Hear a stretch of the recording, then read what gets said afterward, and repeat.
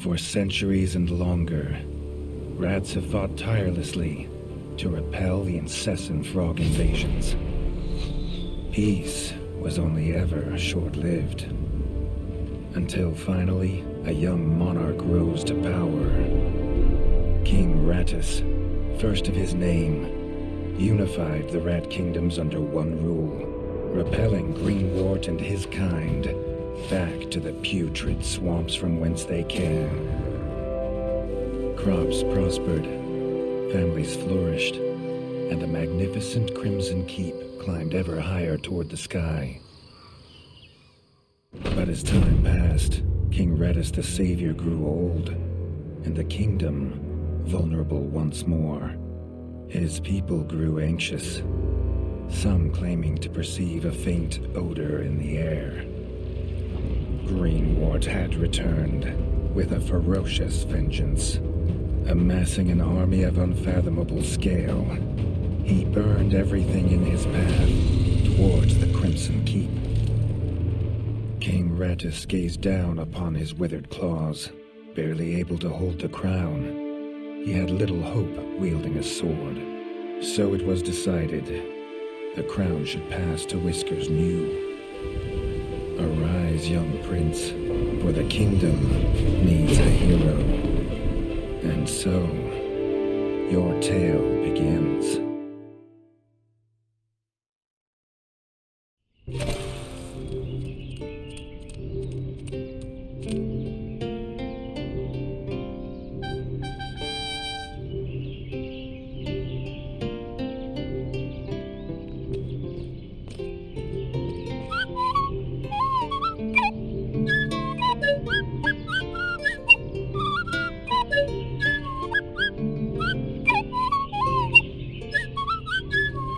When his squire woke him with this god-awful noise, the young prince was dreaming about this day, just like he had for months. Now it was here, he better be ready.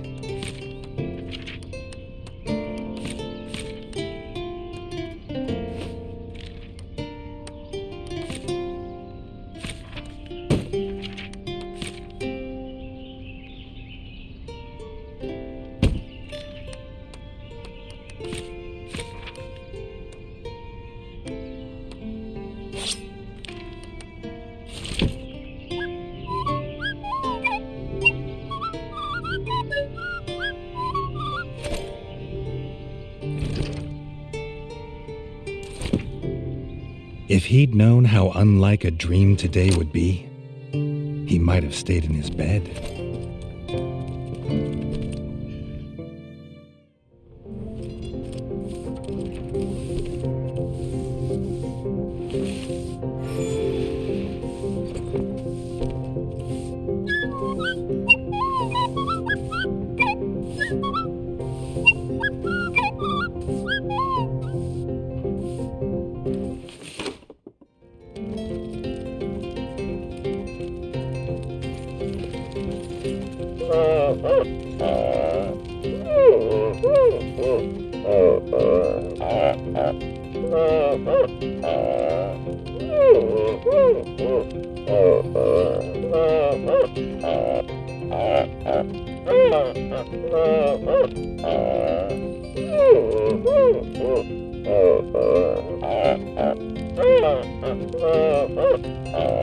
All the prince had ever wanted was to prove worthy of his father's crown.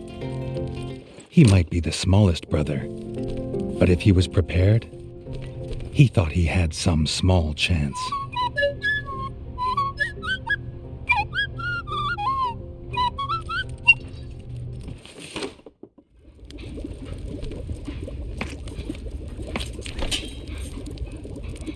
Reggie's brother, the chef, offered a fine menu, but after Dennis had eaten, There was no food left. Chef would need new supplies from the cellar if Reggie wanted a decent breakfast.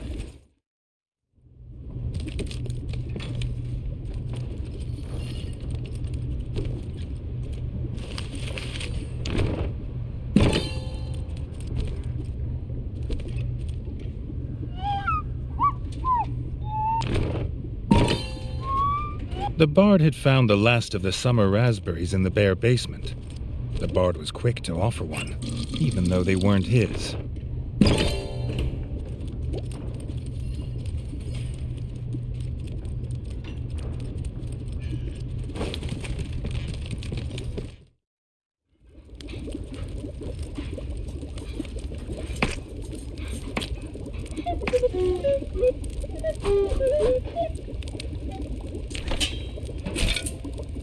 He had the ingredients. His brother, the chef, would make you a feast fit for kings. Or so he says. Reggie only ever gets his brother Dennis's leftovers, so he wouldn't know.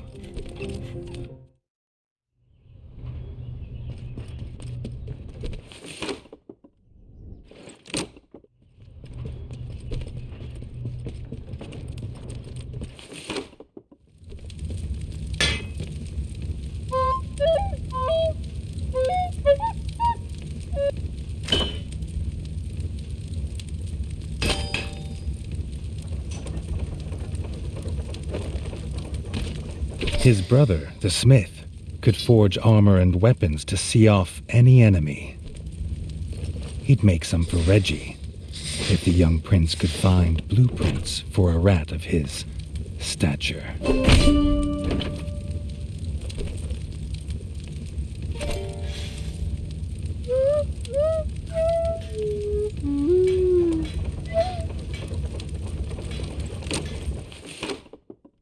His eldest brother didn't think Reggie could hit a target, even if it was standing still. But Reggie had been training hard. The training dummy's red attacks were too strong to block. It was fast, but Reggie could be faster.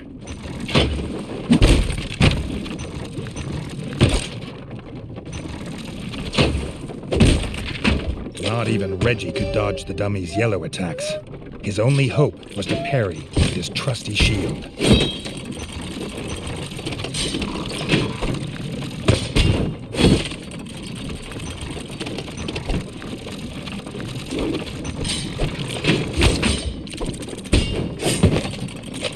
The dummy's final attack shook the ground.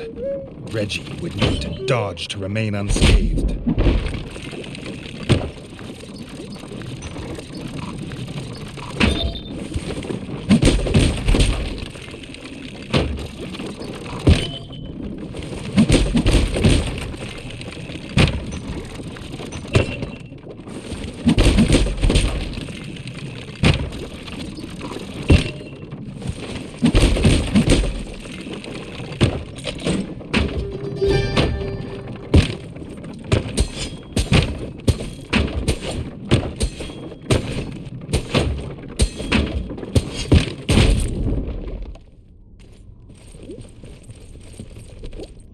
Freshly squeezed bug juice, drink of champions. Nothing better after a long fight.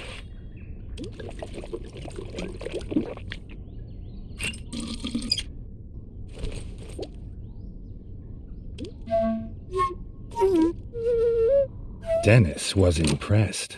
If Reggie could just grow another couple inches, he might even have been worried.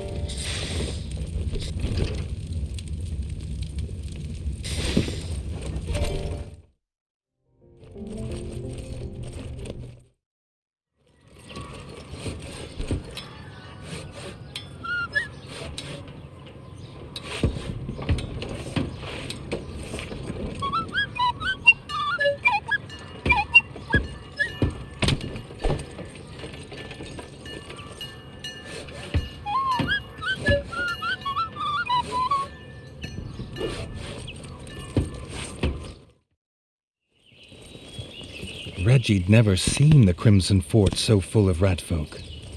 The whole kingdom was there.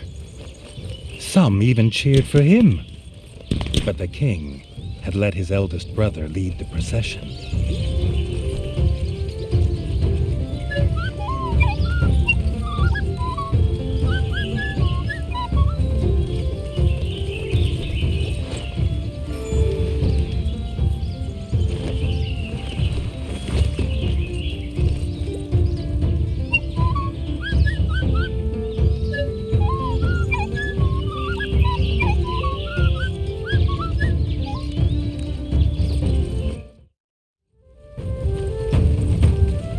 If he was scared, he wasn't showing it. He was going to show all of them what he was made of. If nothing else, this'd be no easy win for Dennis.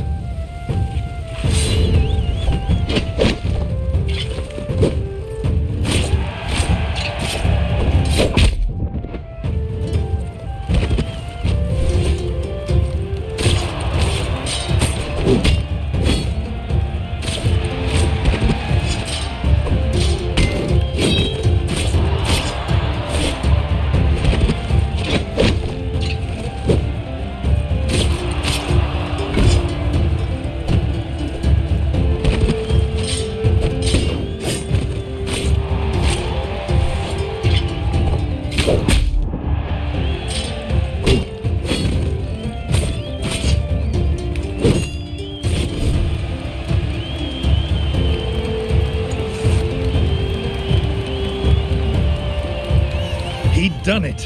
He proved himself a worthy heir to his father's kingdom.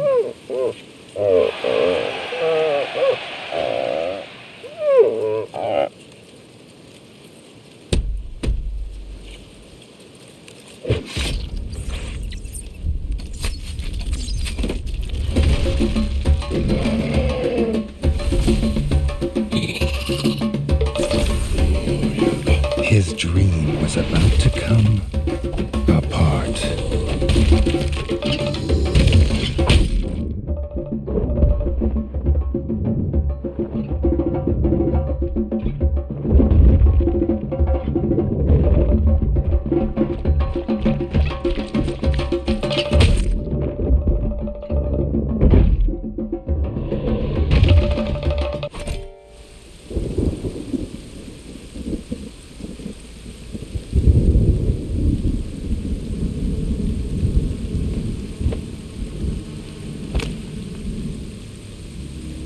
The prince woke this time from a dream of blood and frog spawn, finding he had neither a crown, nor a kingdom, nor a father.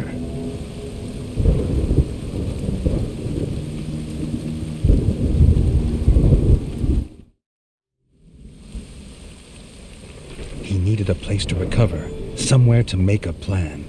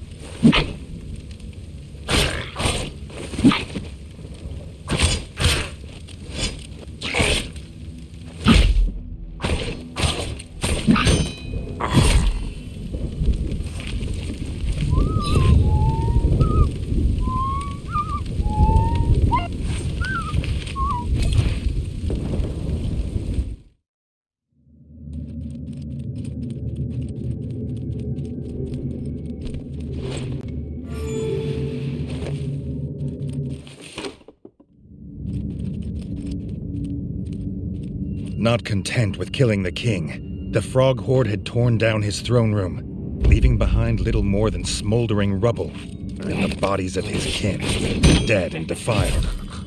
Reggie had never seen such evil, nor felt such rage.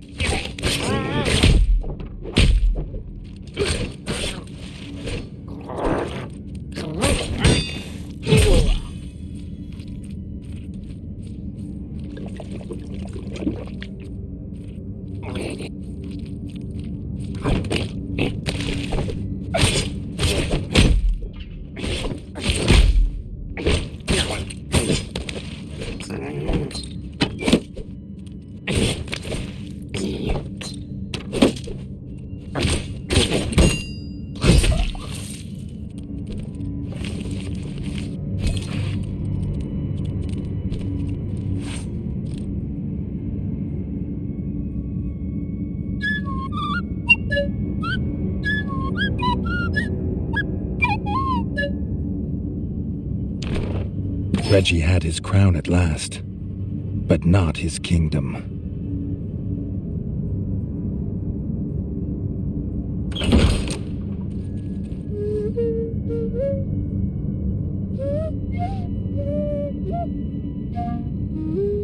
Dennis had returned, but shamefaced.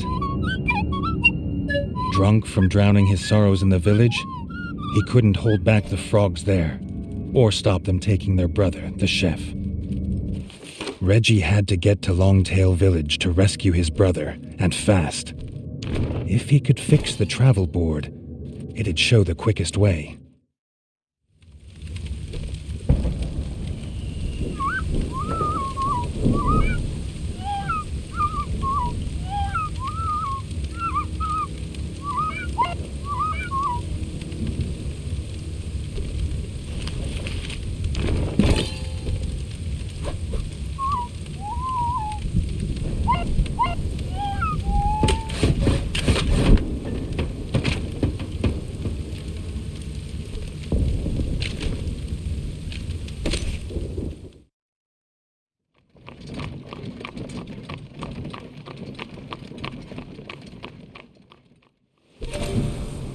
Longtail Village always smelled of fresh, whole bug bread before.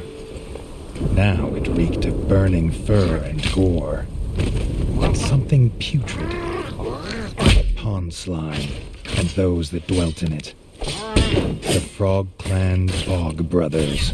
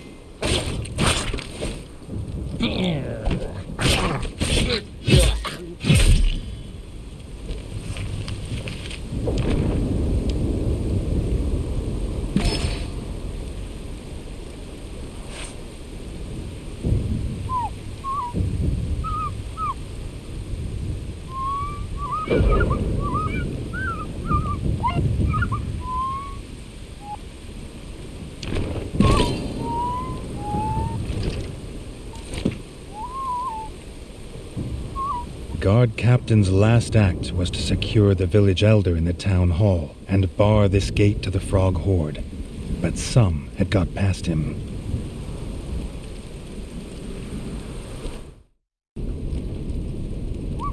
The captain was right. The frogs were inside. The villagers, they had no more fighters. Until now.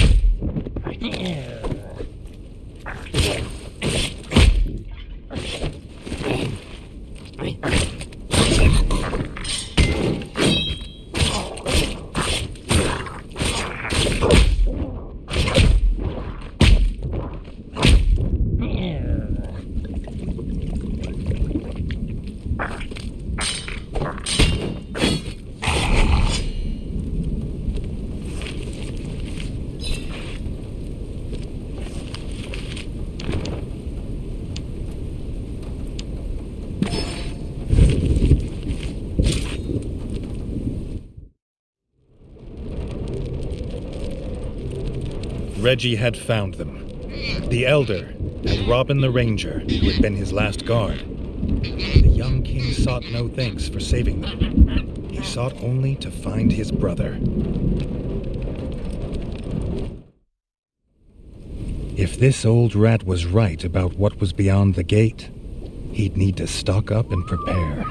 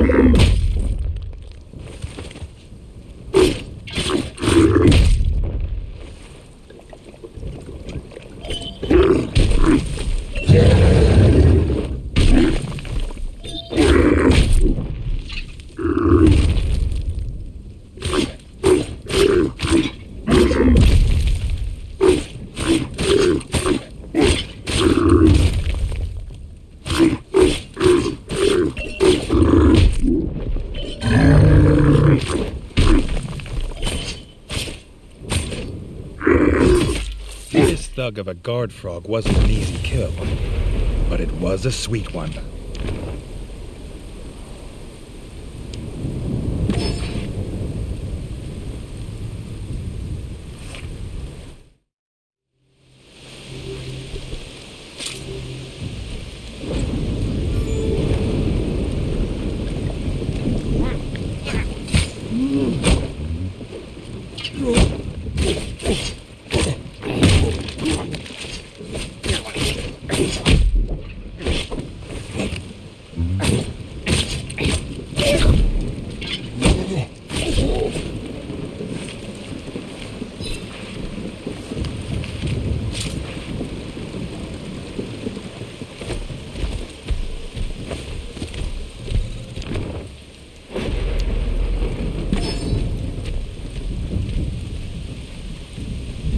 The chef's hat. Reggie must be close.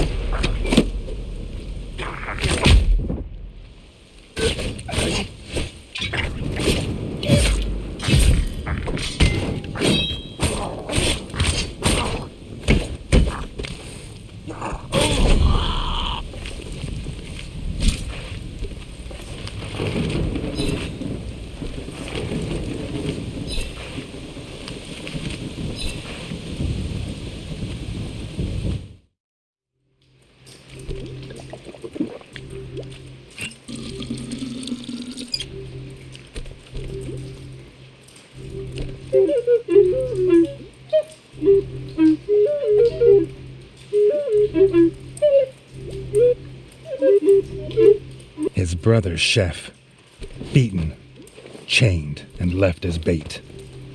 The Bog brothers, stinking like the place they called home, had done this.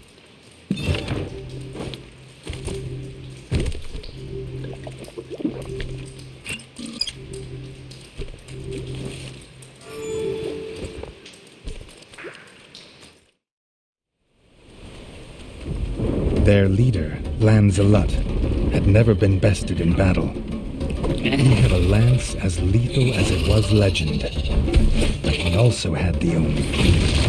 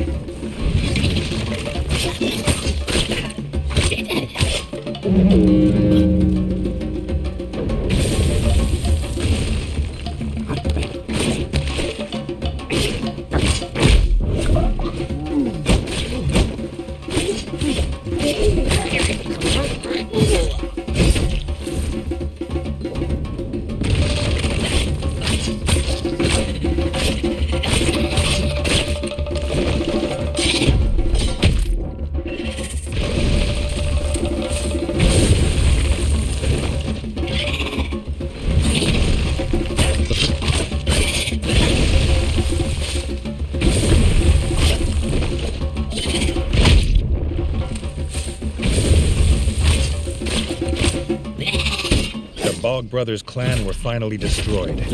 Reggie knew they would not be the last.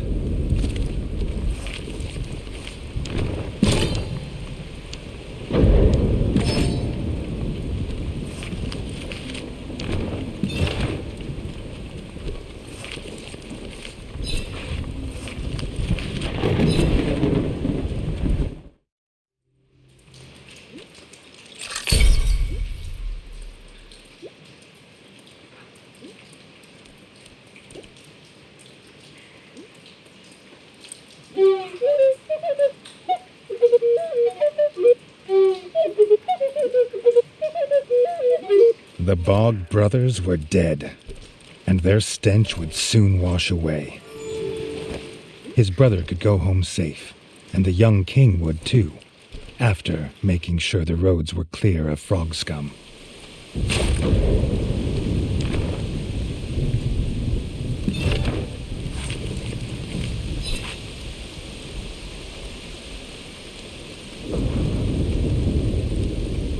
Reggie would need more than a sword on the road now, the ranger told him. He offered the king his best bow, a gift from his guild.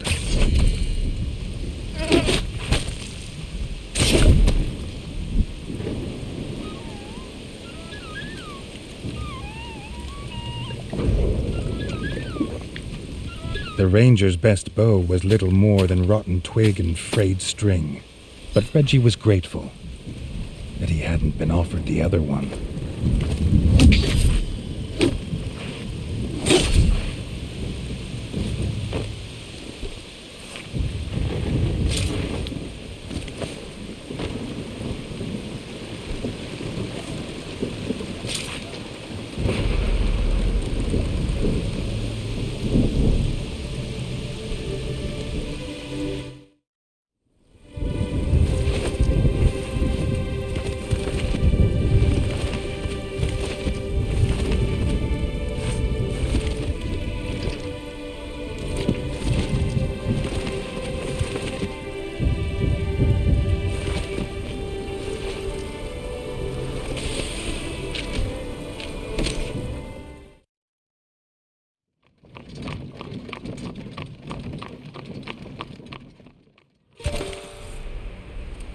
With the path to Longtail Village free of frogs, the builders could start repairs on the Crimson Fort's bridge.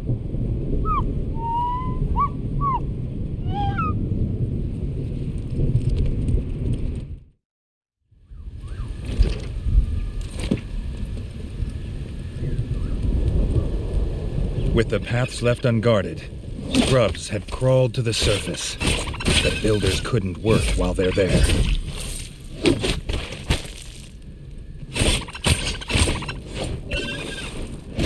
The builders could start their repairs in safety. The Crimson Fort would soon be able to welcome visitors again.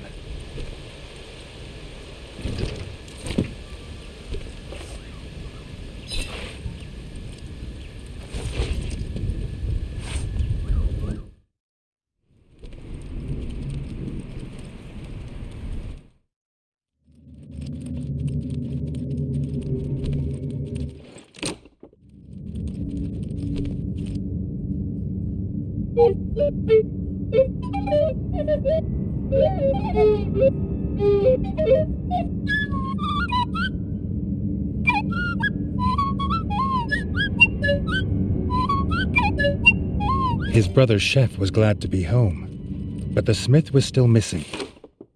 The chef believed he might have also been captured. Maybe the elder knew where.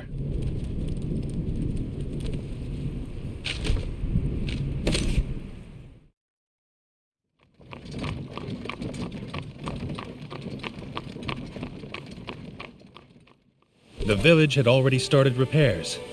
It would soon be as if the frogs had never come.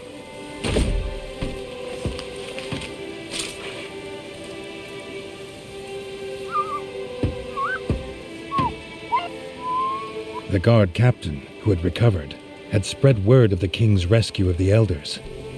To show their gratitude, the villagers would help rebuild the rat fort.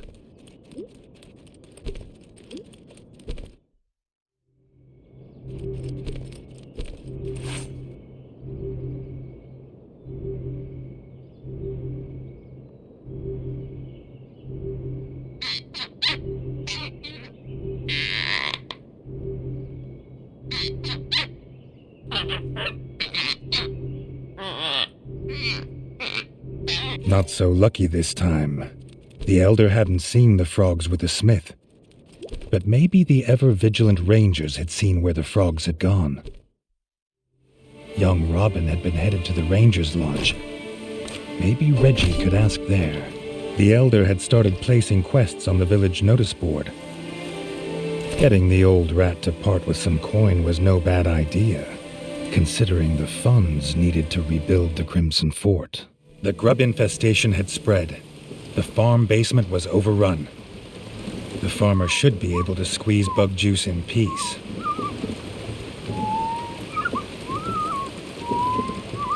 Rotting corpses always bring pests.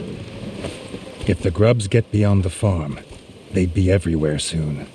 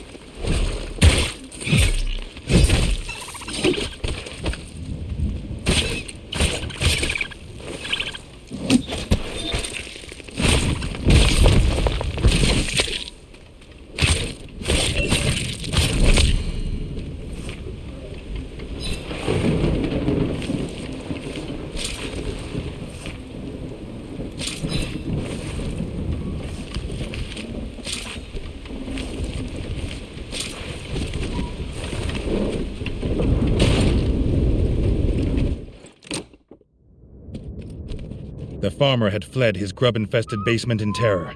He was sure they would destroy his bug-juicing machine before long. Reggie assured the farmer he would not let that happen.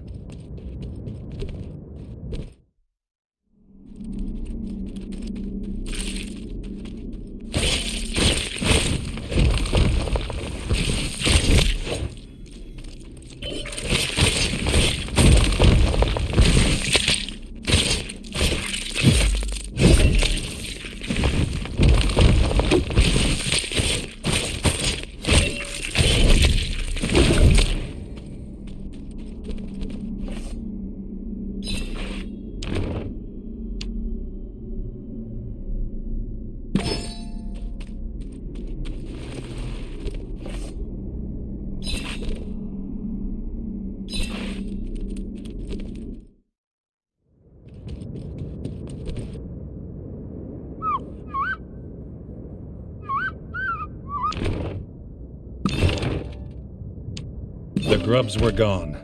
The farmer could now make the best freshly squeezed bug juice in all ratdom. Reggie liked it with bits.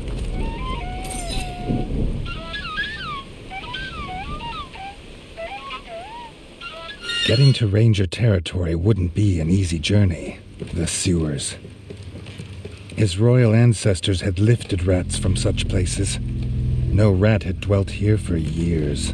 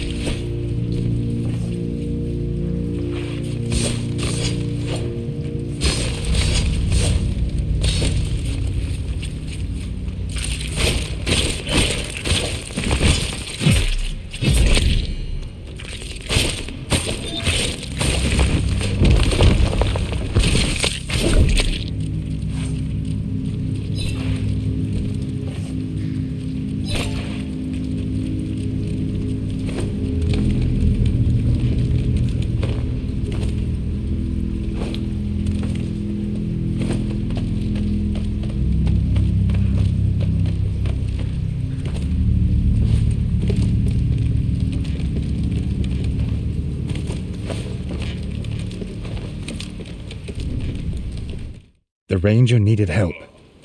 Reggie hoped his bow would last the fight.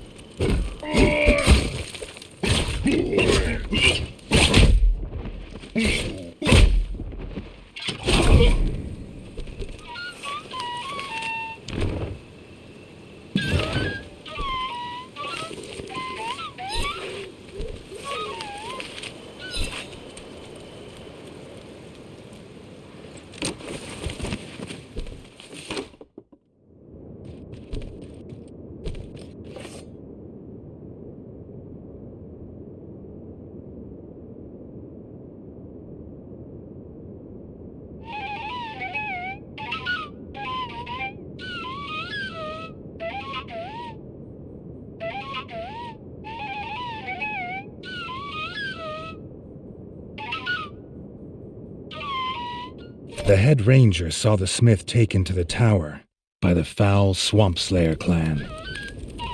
But the frogs had barricaded the path. Only a heavy two-handed axe would shatter it.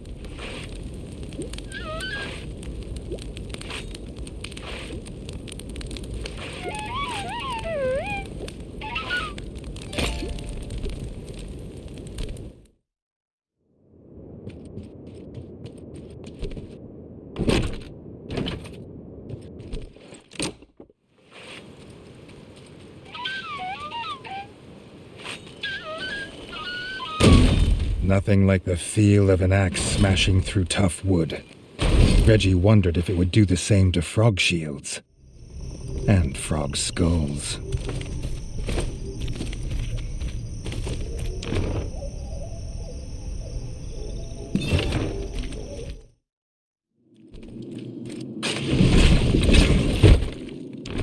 The statue was made from the finest quality marble. It felt unusual in this dark, dingy place.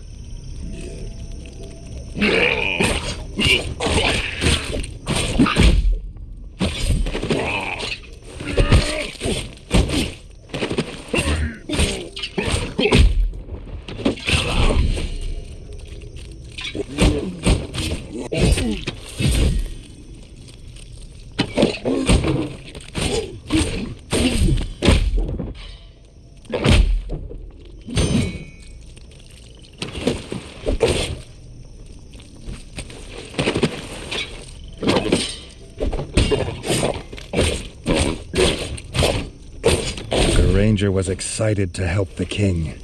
An unforgettable tale to tell his children one day.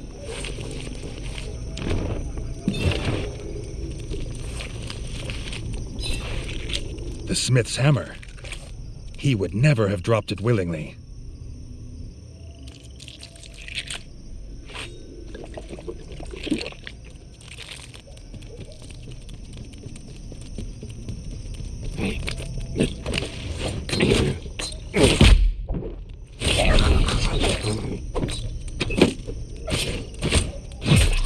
Reggie was grateful for his help.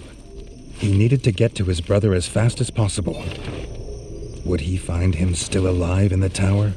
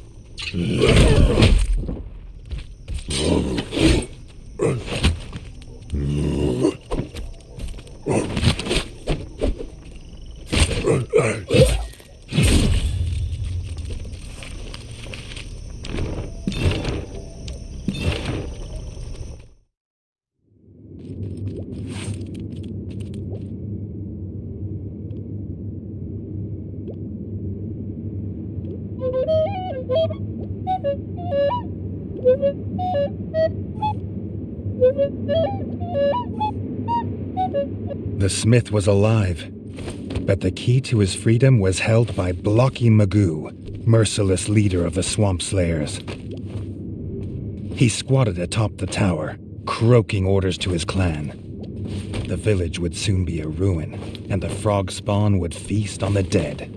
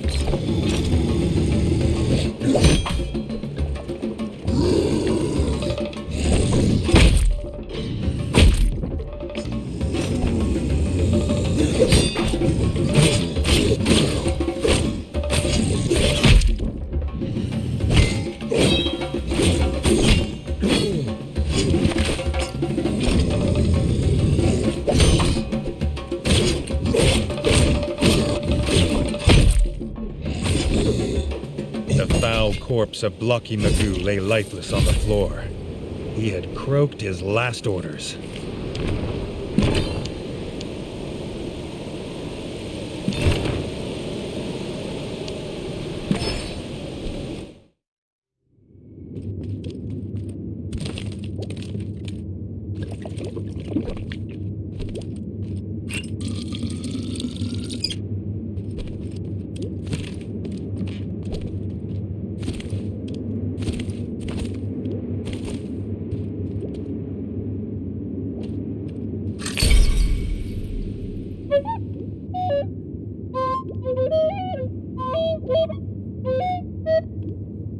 Free of his chains, the smith would return to the Crimson Fort. The ranger would return to the lodge to begin to rebuild his guild. The young king thought he'd best check in on them both.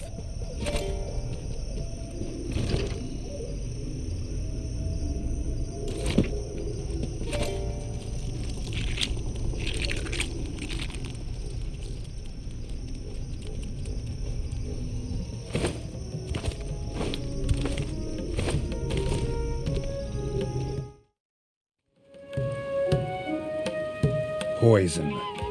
Applied to any blade, it could affect enemies of any size, giving Reggie a much-needed advantage.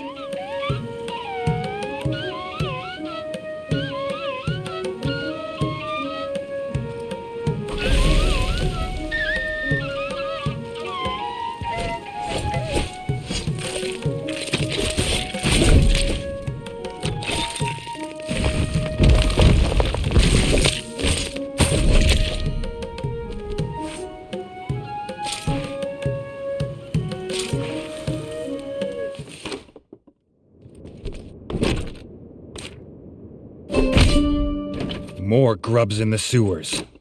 Reggie looked forward to a day when being king didn't involve so much time in sewers.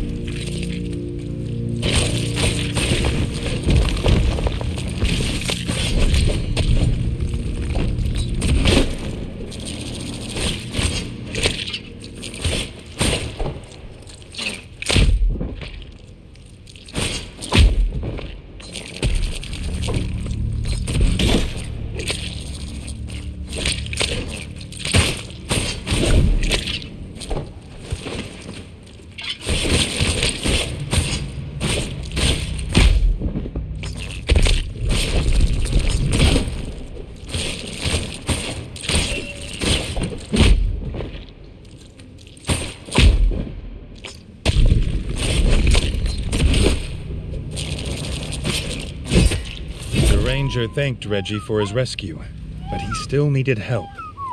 This infestation was of a size he'd never seen before.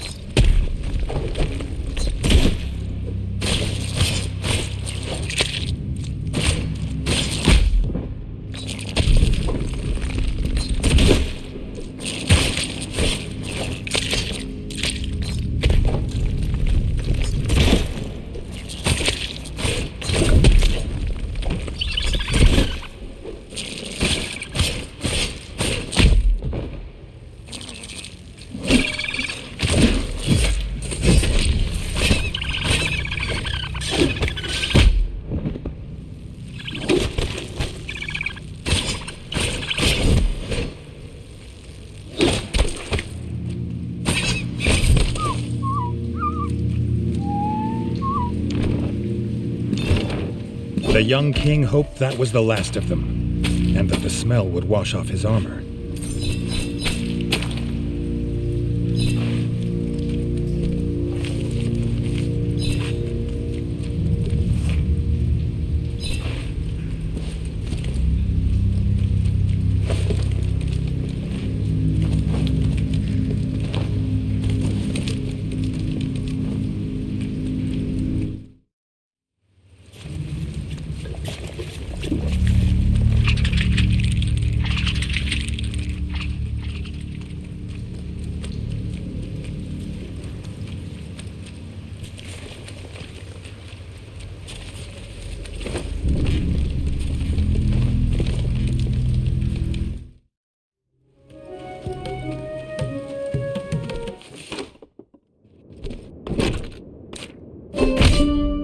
Was there no place the grubs would not infest?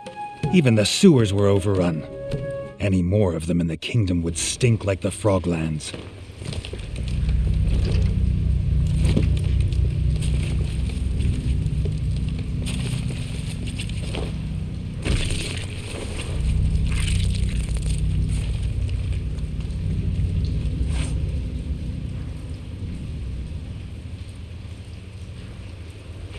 The young ranger warned the king what he was about to walk into. Grubs like these are not to be underestimated.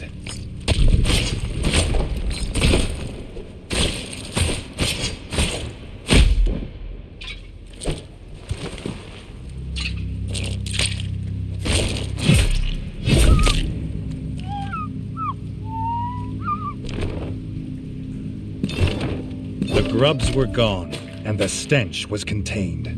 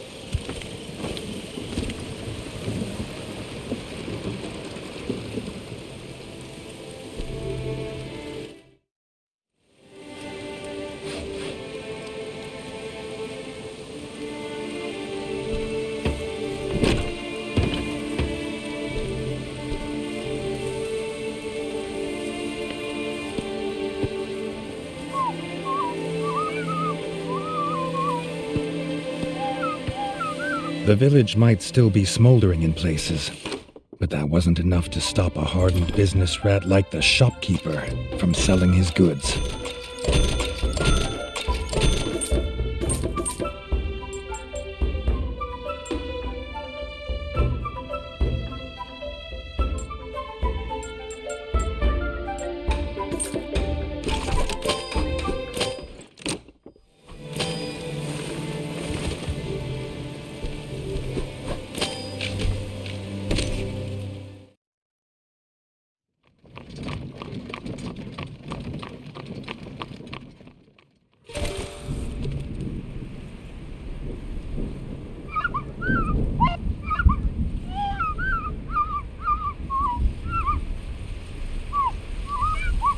The guard captain asked the young king to join him in the trial ground.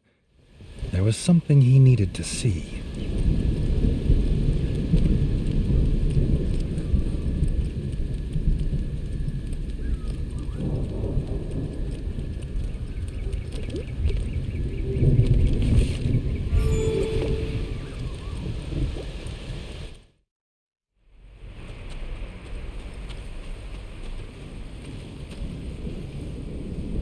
Monument to honor his father, King Rattus.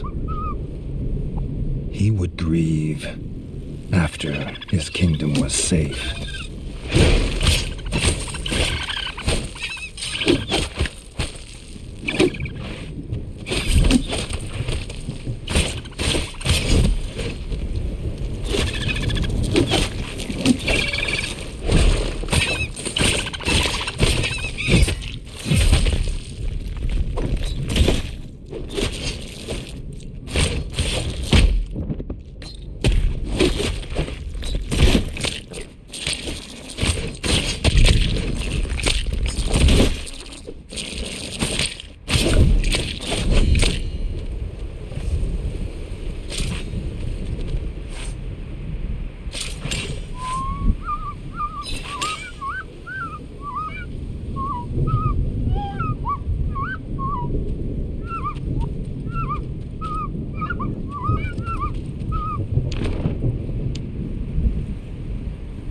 Crossbow of finest hardwood. A weapon fit for a king.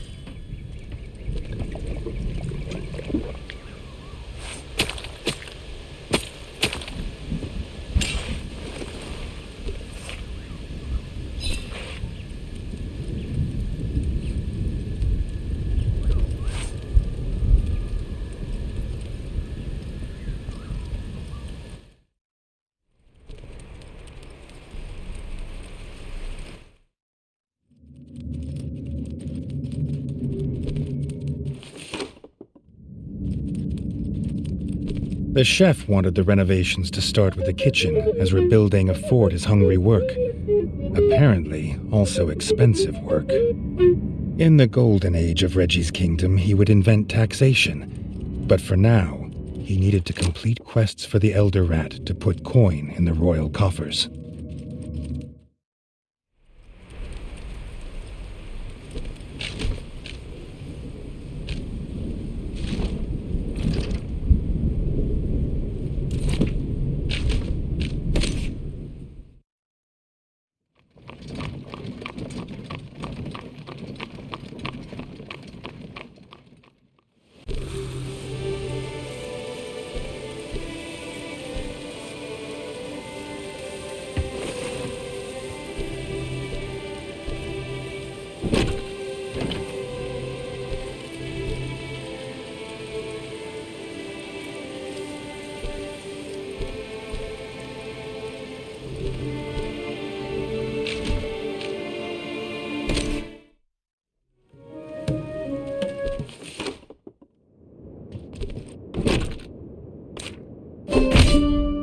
A scouting party of frogs, out searching for any weaknesses in the village defenses.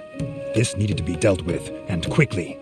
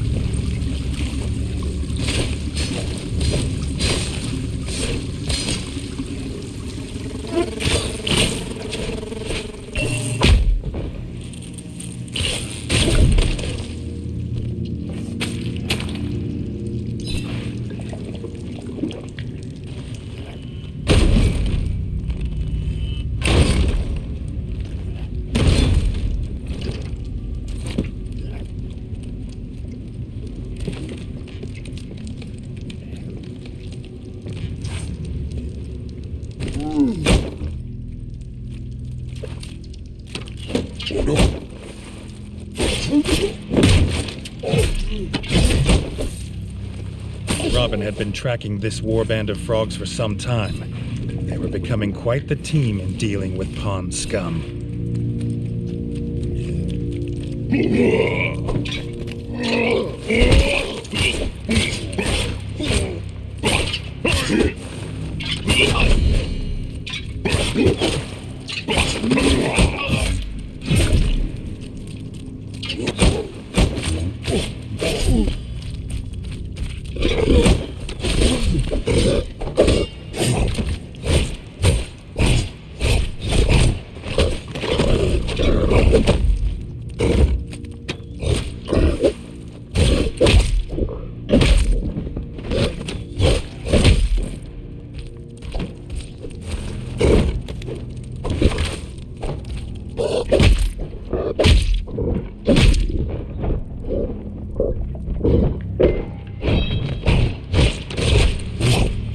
Scouting party had been dispatched, and the village was once again safe from the terror of frogs. For now.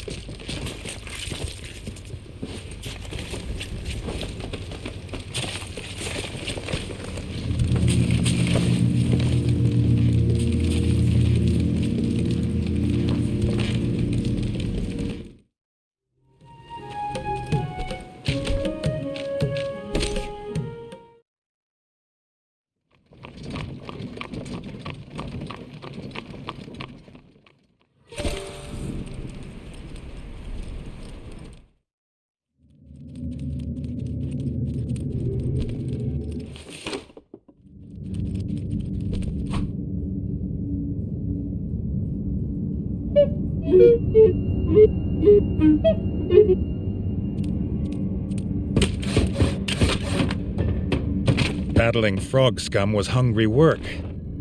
If he could find more ingredients, the chef might make him a feast fit for a king.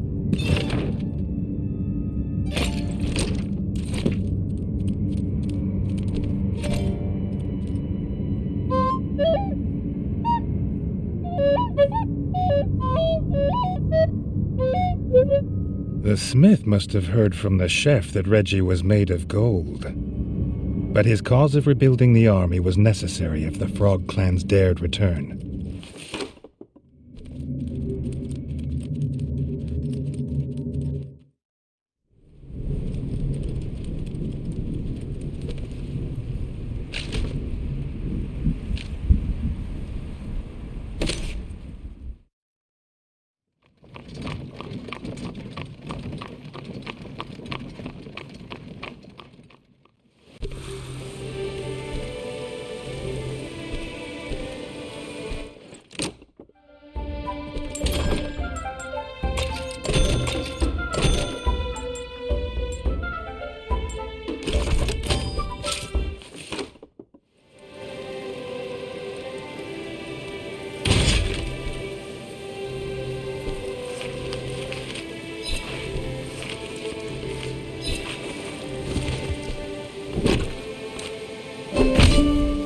More grubs in the miners' basement.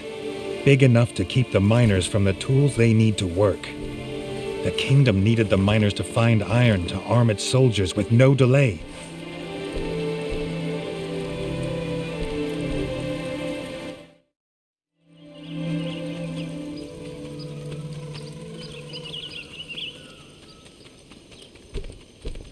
The grubs were in the basement, and so were the miners' tools. The mine was at a standstill until they were dealt with.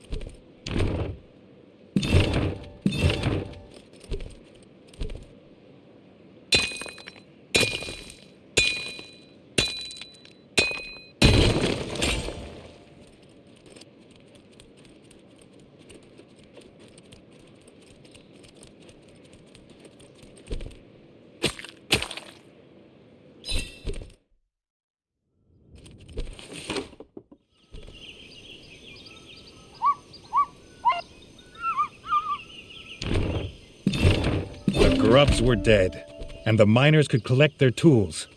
They swore to work day and night until the kingdom's iron needs were met.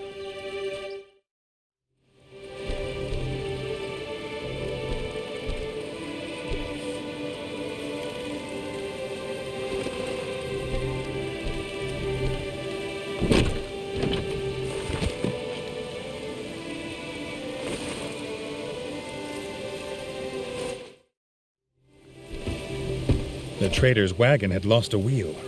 He promised a fine reward for a swift replacement.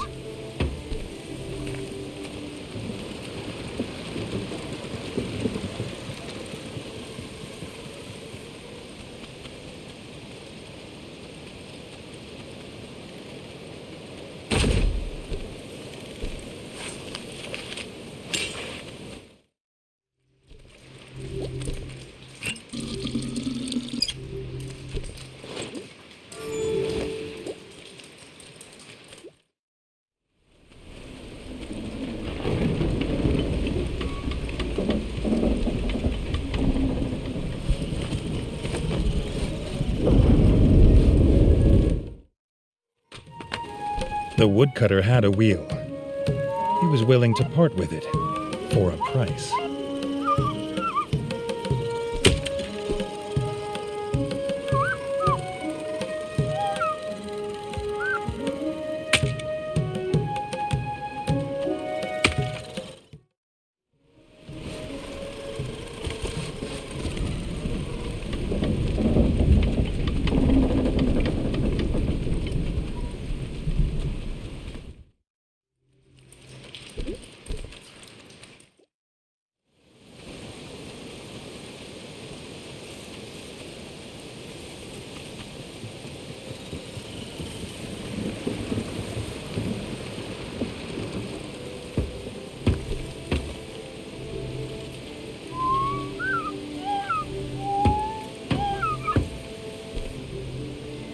The wagon restored, the trader could sell his famous bug brittle once more.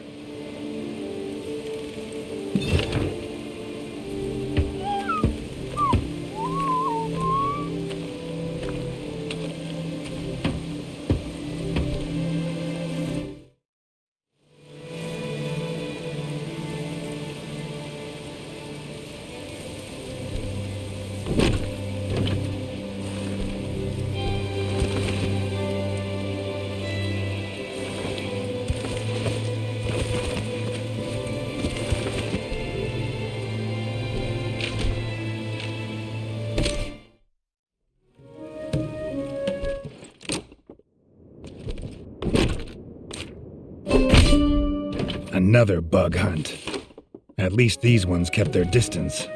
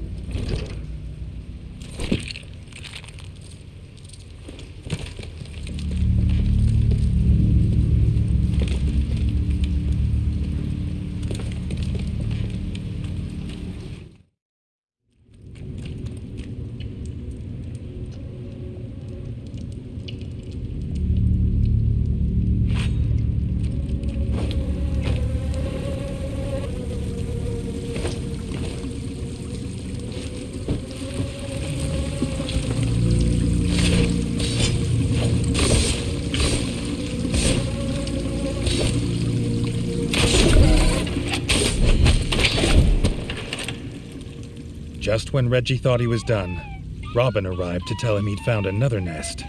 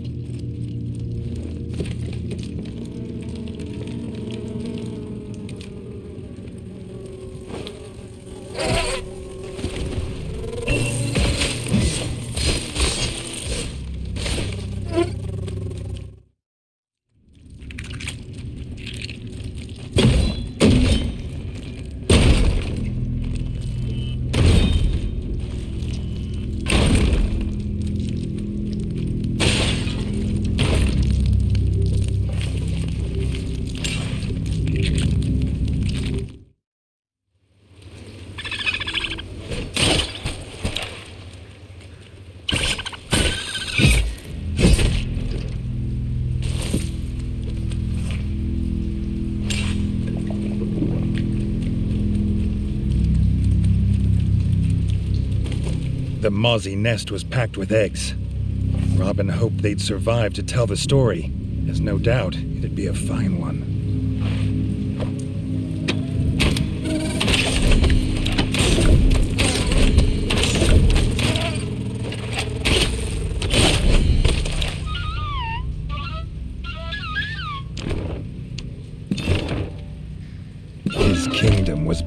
built on dead bugs.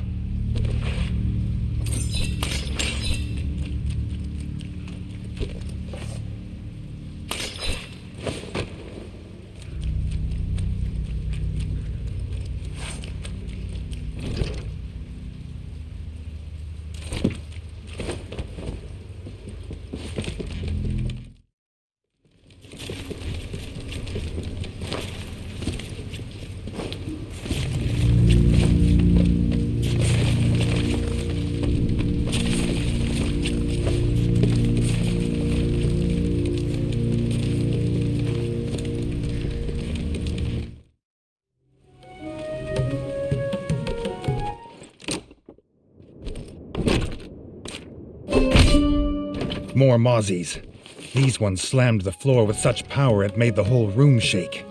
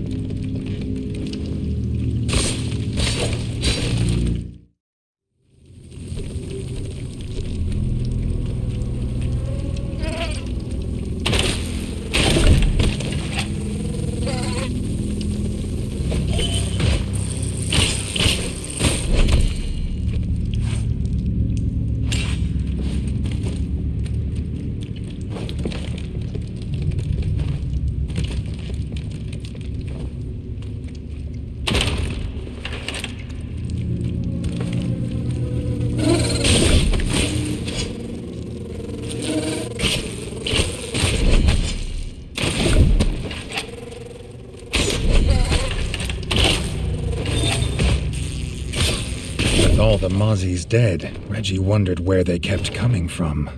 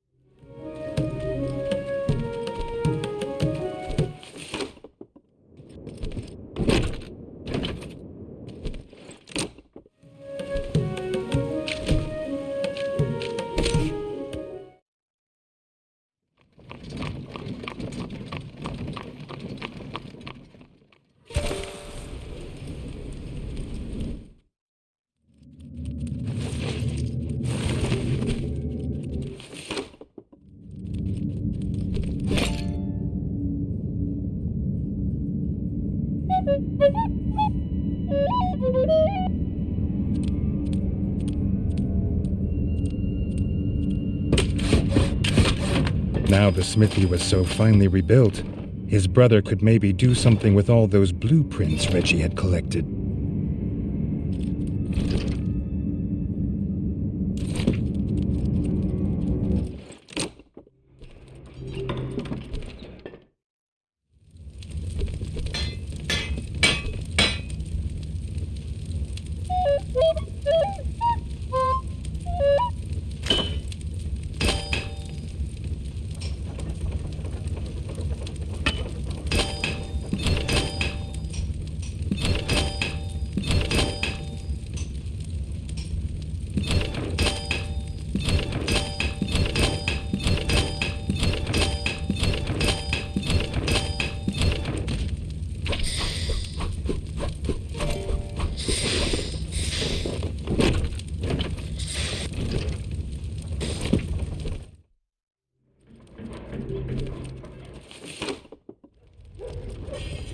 Now the chef had a new kitchen.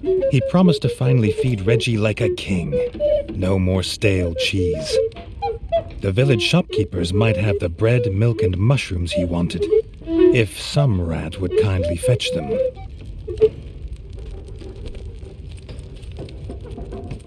Reggie remembered a time when kings sent their subjects on errands, and not the other way around.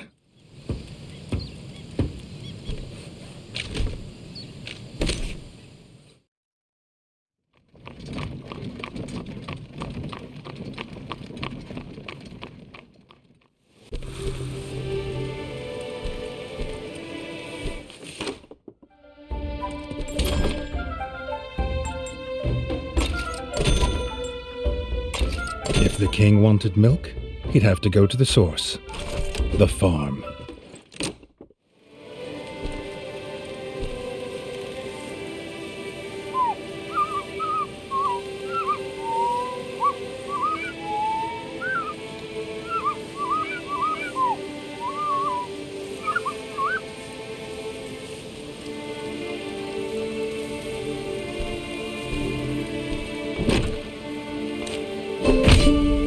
The king had forgotten to dispose of the corpse of Blocky Magoo. Even dead frogs bring trouble. Grubs.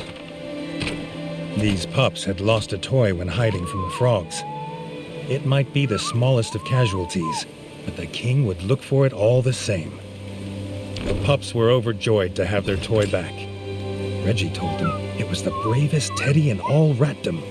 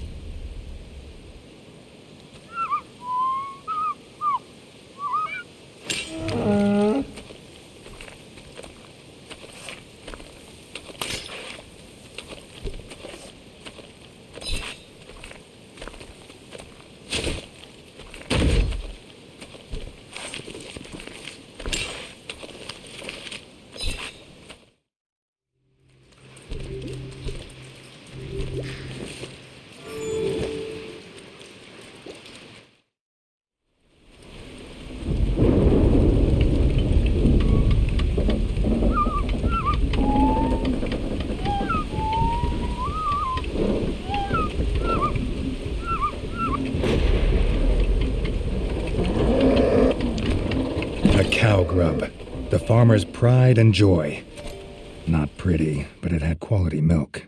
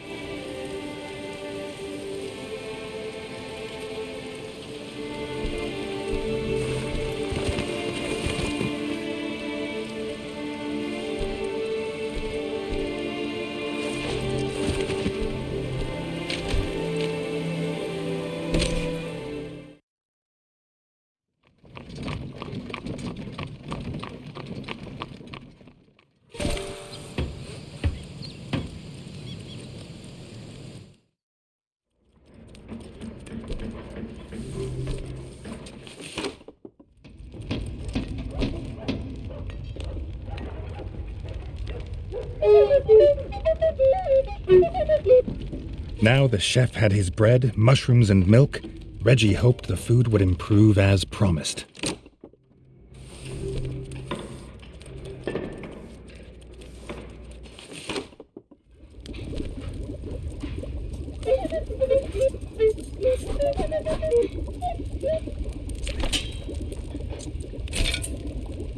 A juicy mushroom burger.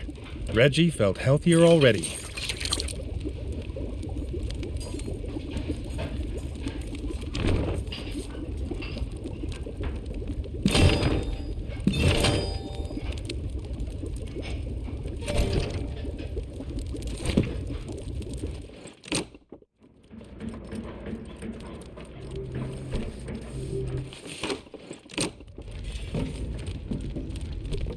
The smith's blueprints were destroyed by the frogs. The only other copy is the original blueprints of smithing, buried with their great-grandfather in the forbidden crypts. He went to open it with his key, but he heard something in there, almost like singing. Reggie thinks the smith has listened to too many old rat tales.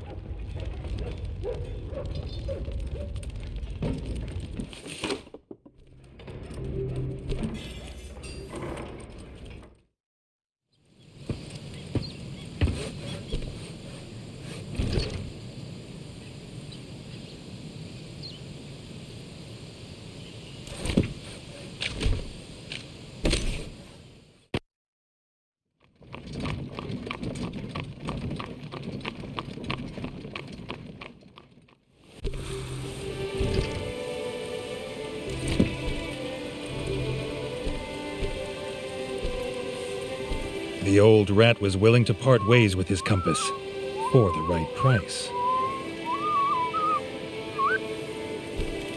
This fine compass was ideal for a ranger tracking beasts in the wild.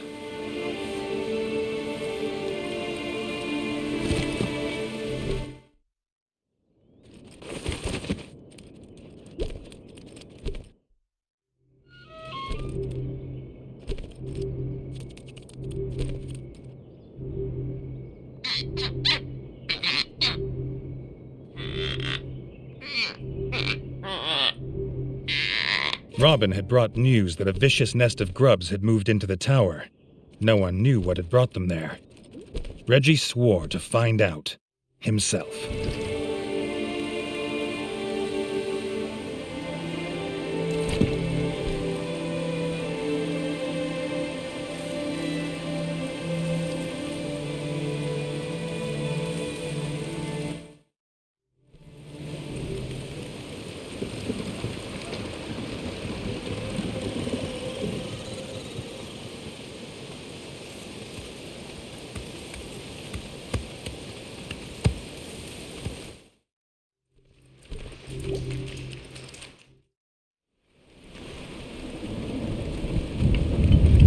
The farmer's bees had been lost in the invasion. He would buy a new hive, if only he had the materials.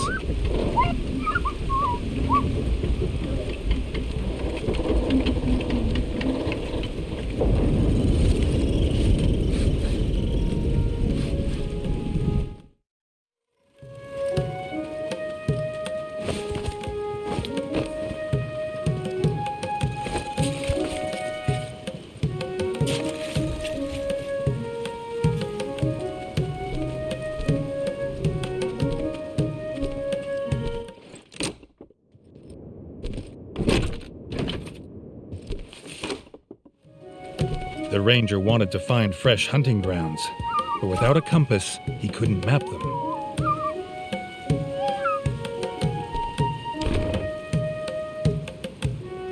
The compass had guided the ranger to new hunting grounds. He gave his first kill to the king in gratitude. The chef's cellar would soon be overflowing.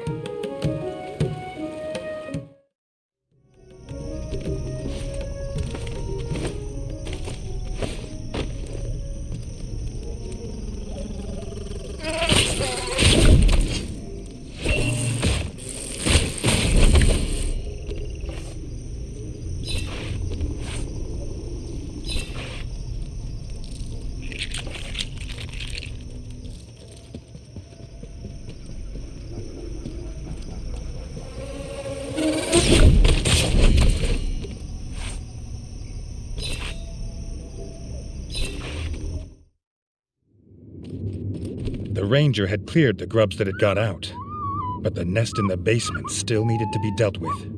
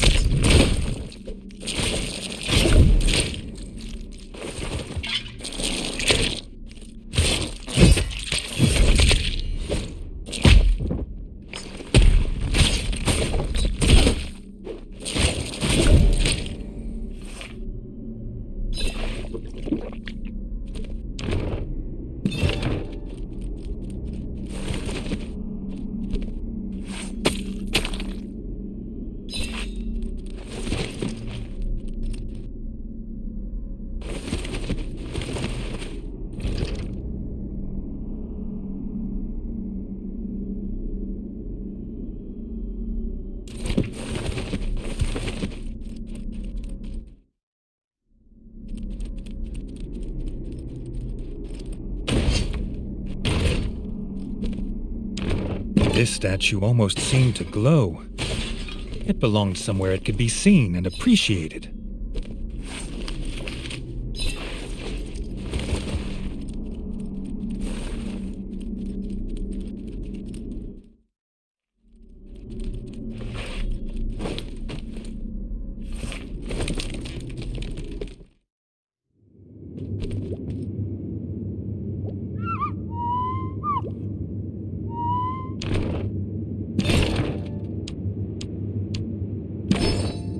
The grubs and the foul frog remains were gone. The tower was safe for the rangers to use again.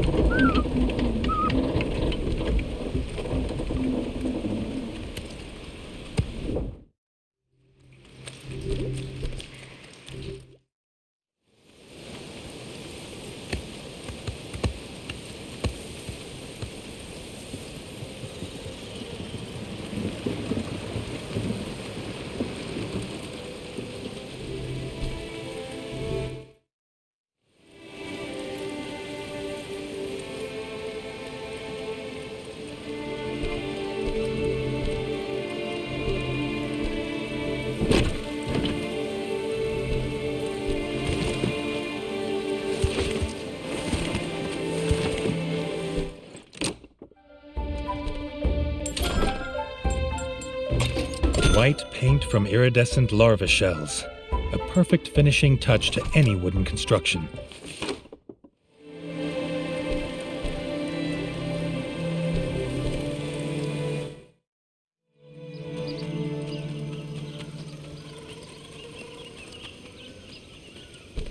The king was lucky. The woodcutter had just finished cutting the planks and was willing to strike a deal.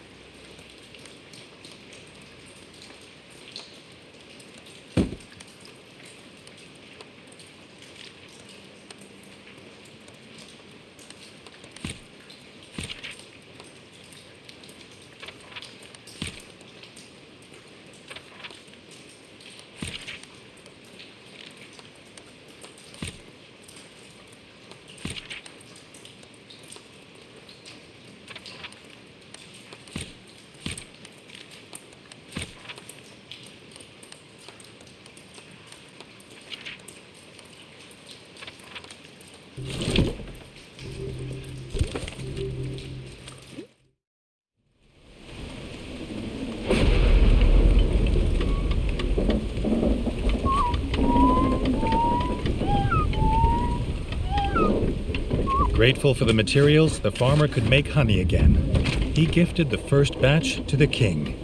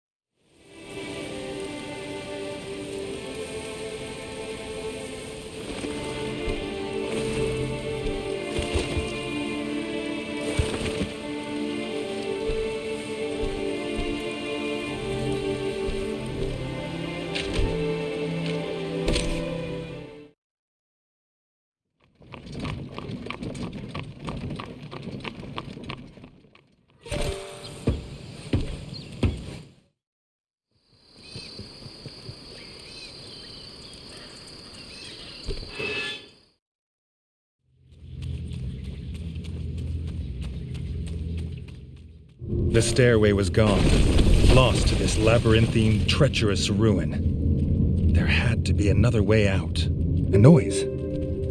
But what could be down here now but shadows and bone dust?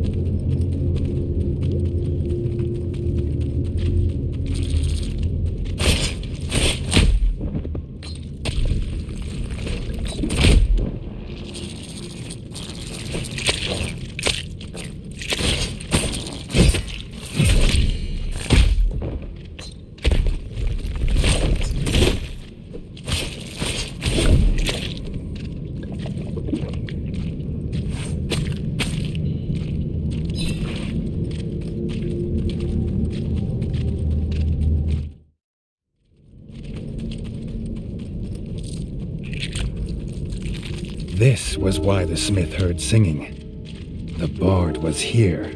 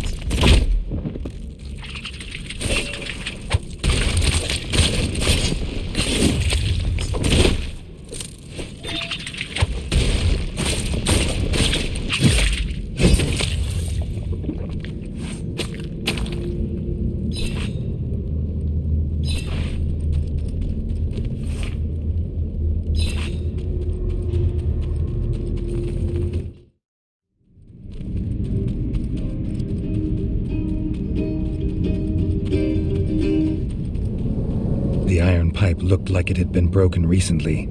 Toxic smoke billowed from it. The king couldn't enter.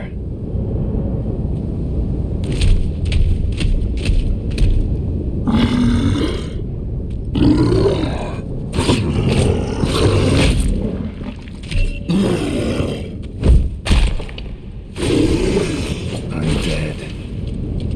How long had they just been sitting on this evil infestation? Had his father known?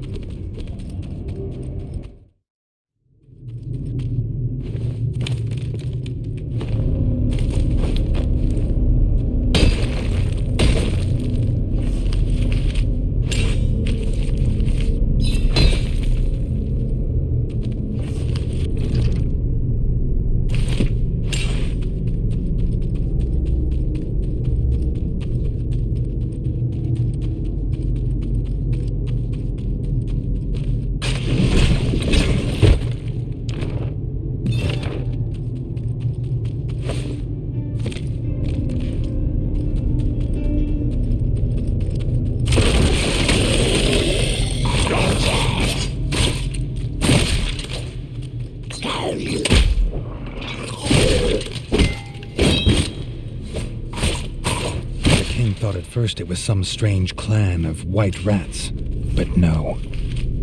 They had been his own clan, when they had lived.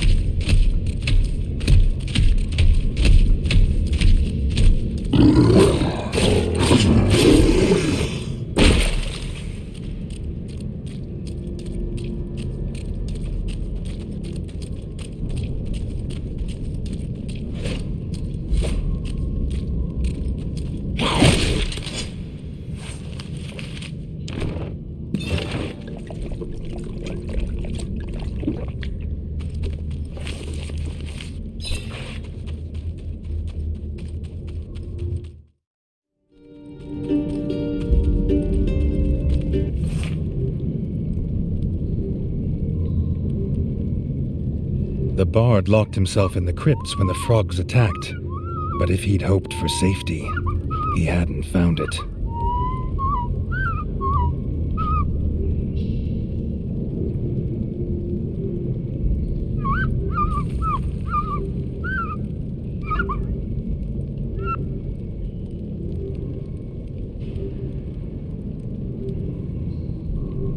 But the bard had found the old library, and seen a book of blueprints there. He also thinks he's found a way out.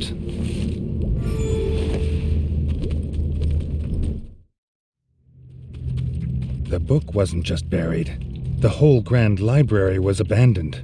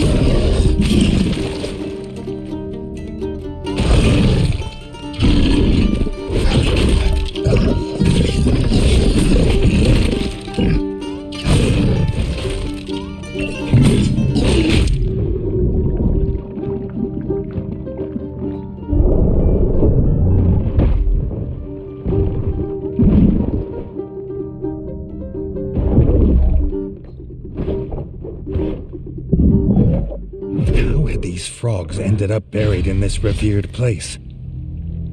More of his father's secrets. But for now, he had found the book. The other mysteries would have to wait. Reggie wished King Rattus were with him, to explain these creatures being here. And, if he were being honest, because he missed his father's reassuring presence.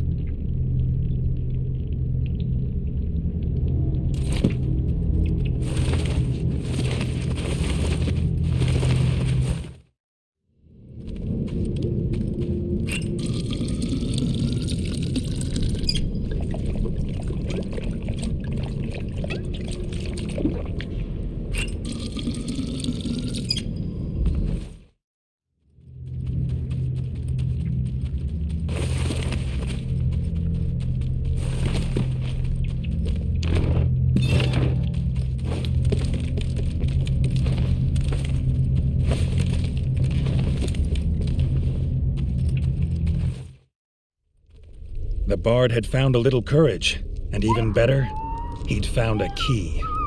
Finally, a way out of these hellish halls.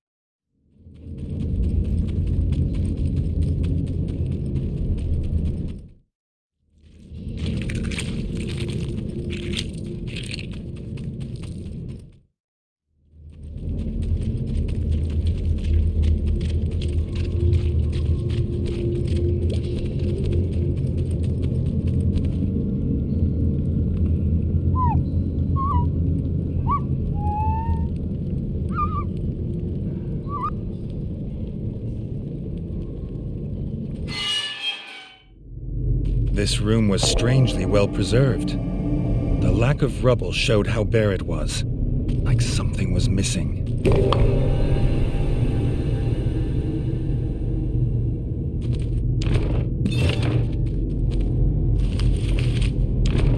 Another statue. There must be a better place for it.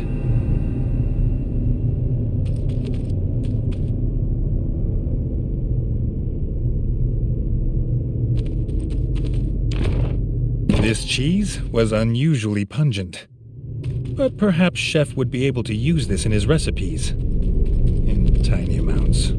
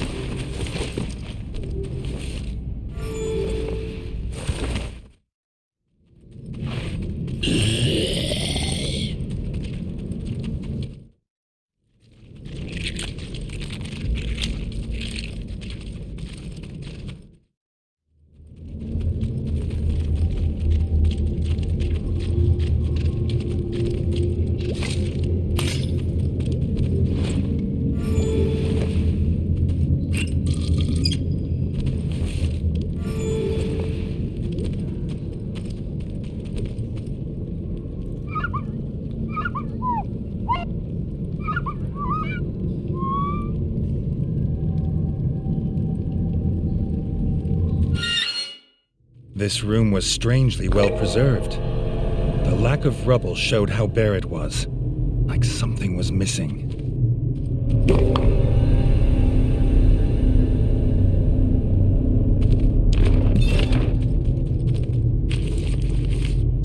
Another statue. There must be a better place for it.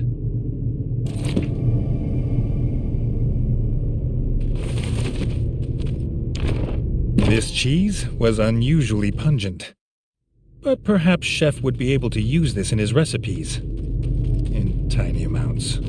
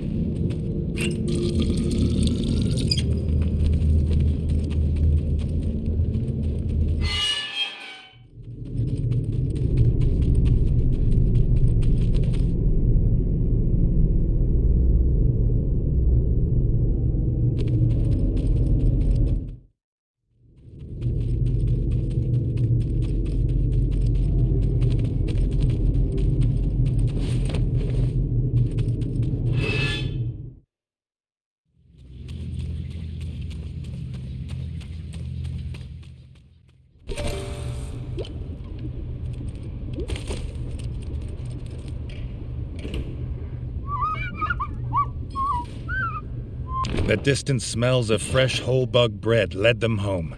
The bard swore to write a heroic song of the pair's quest. Reggie wondered what would rhyme with zombie.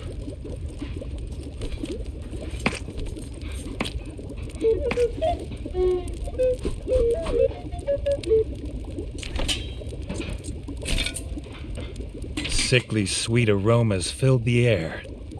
Reggie never knew roast grub leg could taste this good.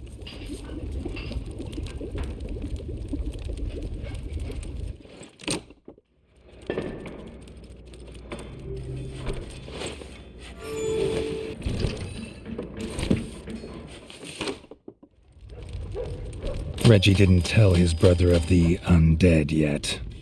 They still had living enemies to fight, weapons to forge, and a book full of blueprints thought to be lost. Stories could wait. Though the kitchen and smithy were restored and improved, Reggie looked at his broken, gore-smeared throne room. No self-respecting king could rule from here. The costs, as usual, never went down.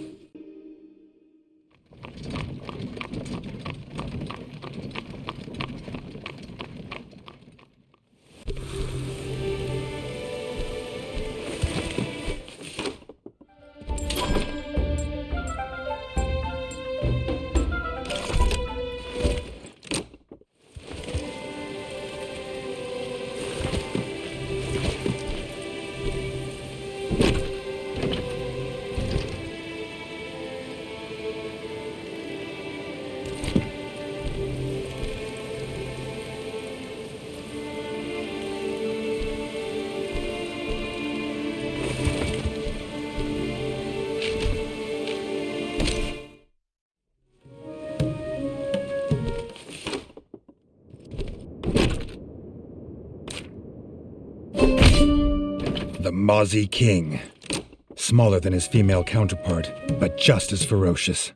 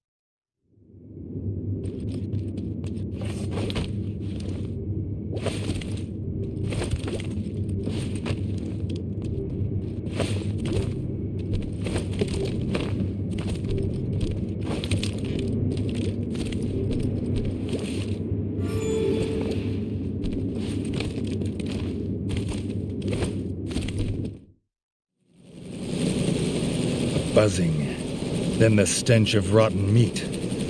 The Mazy King had come for him.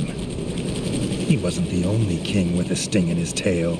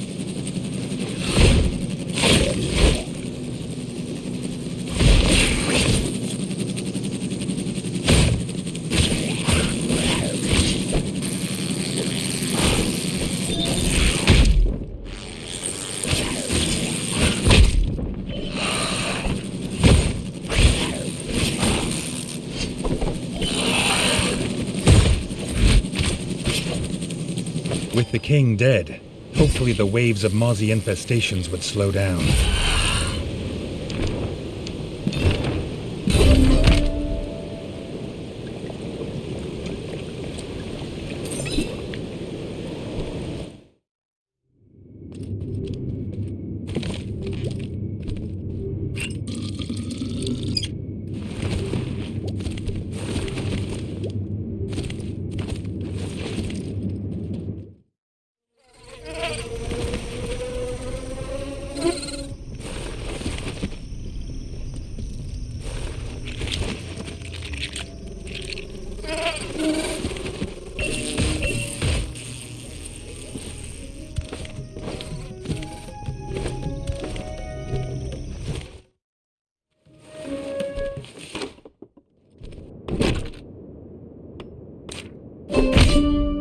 What was this strange creature?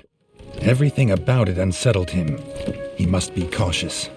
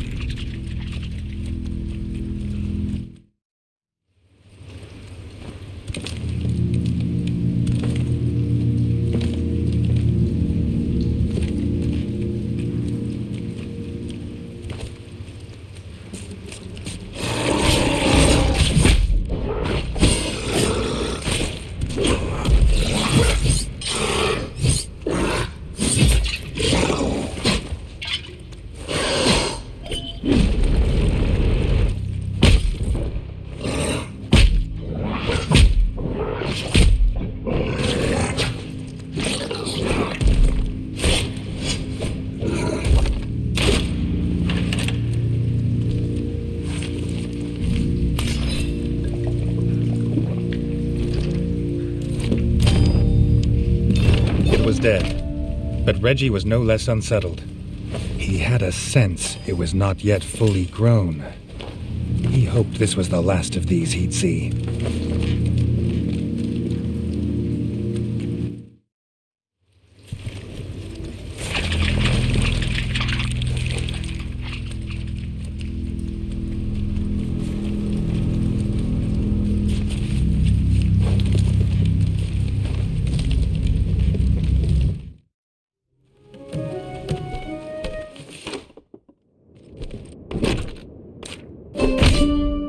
Her offspring were all dead, and the mother had come to get her revenge.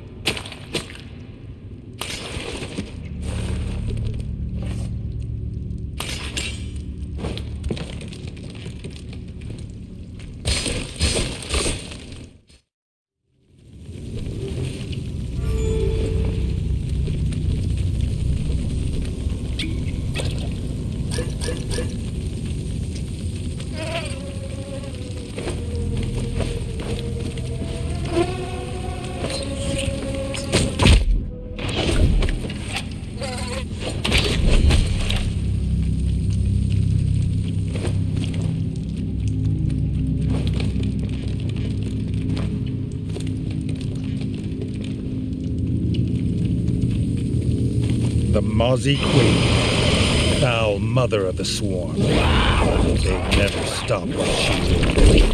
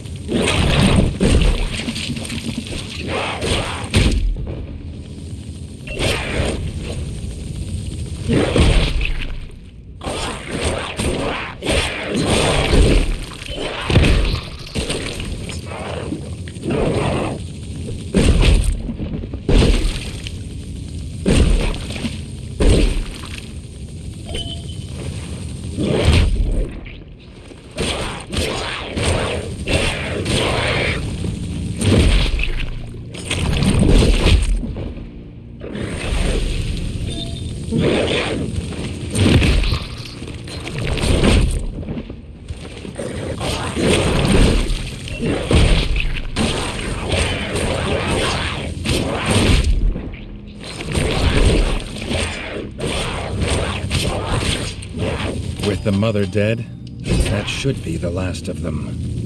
For now.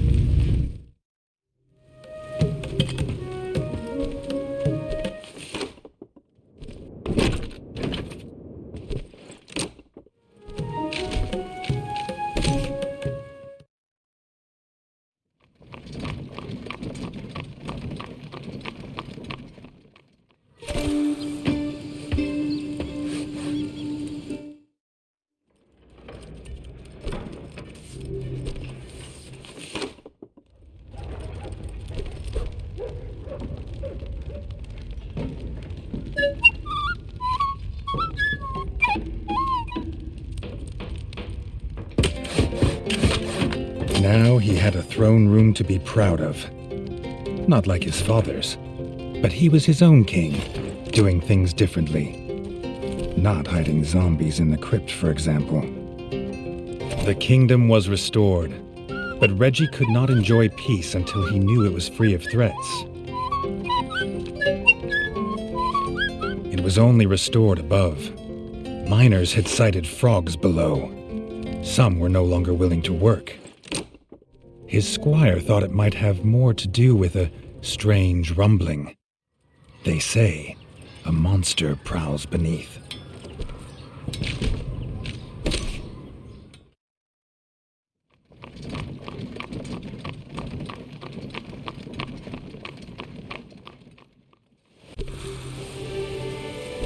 Dennis brought worrying news. The war chief and his band of pond scum had been sighted in the mine.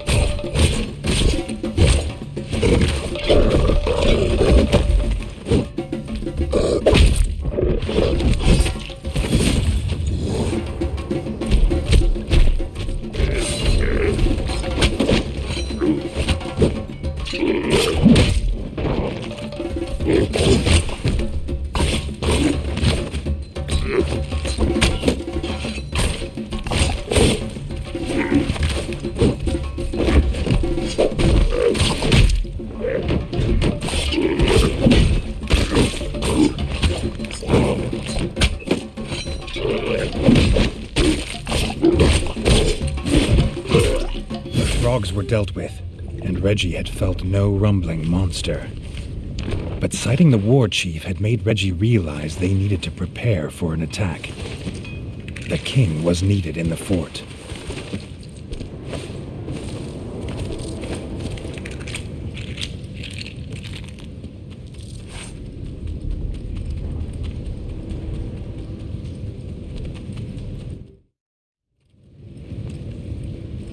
The bridge cracked under his weight. The darkness stretched endlessly below. But Reggie had a kingdom to fight for. He couldn't go back. So he had no choice but to go on. There had to be another way out.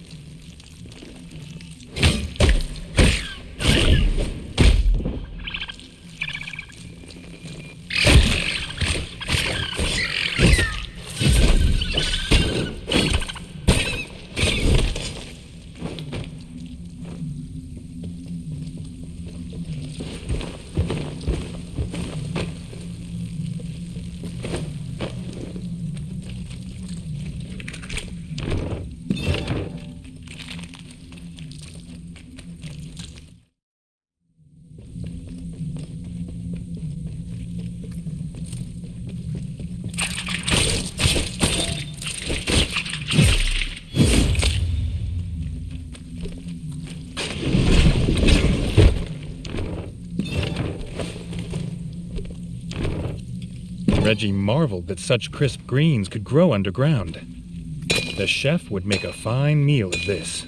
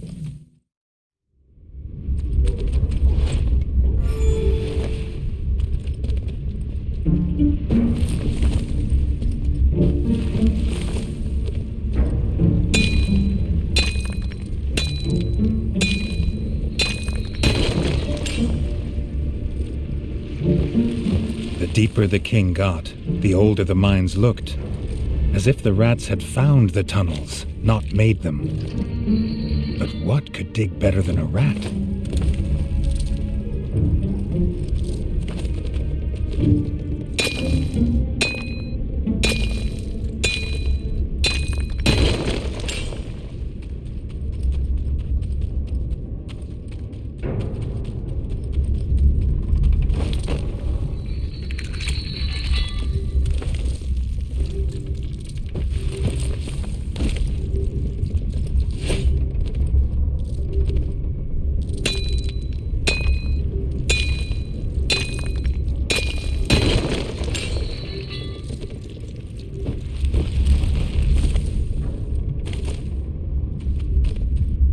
Was this device? What it was for and who put it here were a mystery. But one thing he could see plain enough. It was missing a piece. Maybe something so strange should have scared him. But it only made him want to know what would happen if he restored it.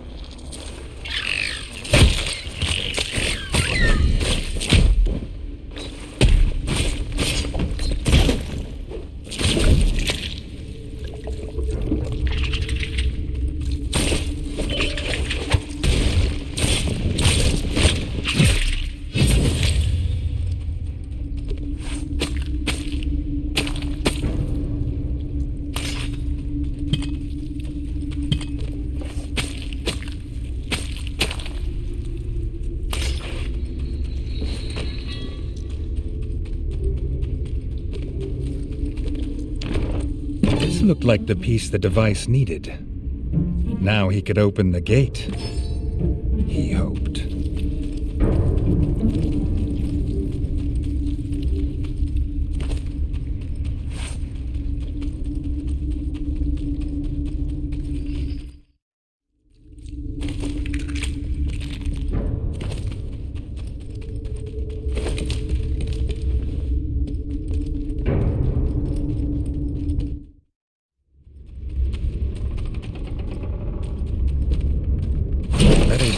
opened as if pulled by another's invisible paw.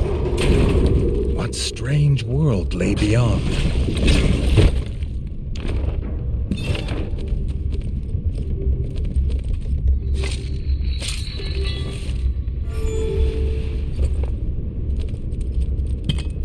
Whatever had lived here was long gone, and Reggie was glad. What kind of beast would live in a place made of such cold, hard metal?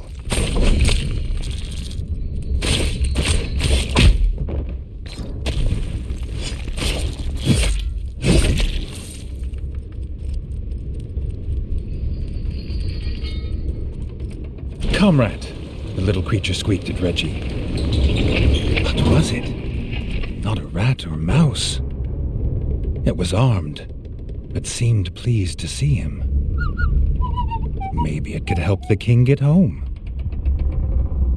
Having said that he was king, the creature explained that he was a mole and electrician of the great Bolshevik Republic. But little of this made sense to Reggie.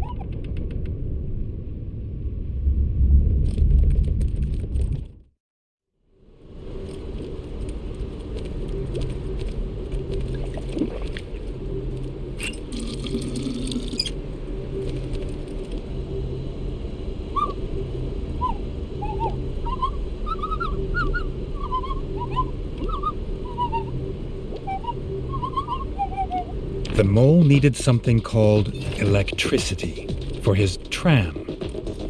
It could get Reggie home, and that was all he needed to know to agree to help.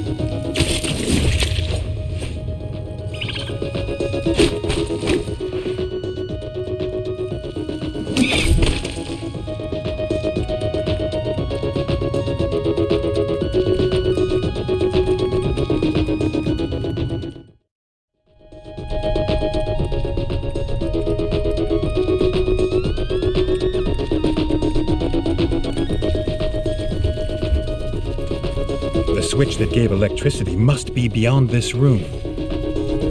But they'd have to get past the grub mother first. She was the one infesting the mines with her grublings.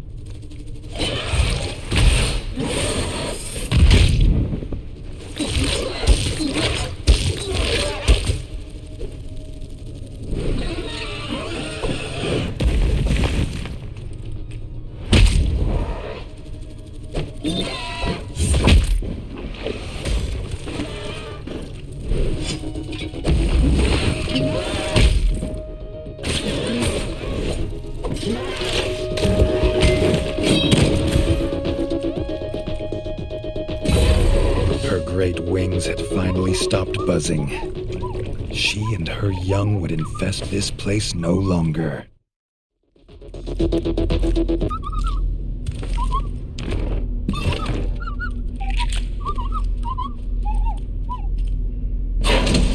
Now the electricity was back, the little mole would take them on his tramp. Reggie was sure a tramp was the rumbling creature the miners had heard.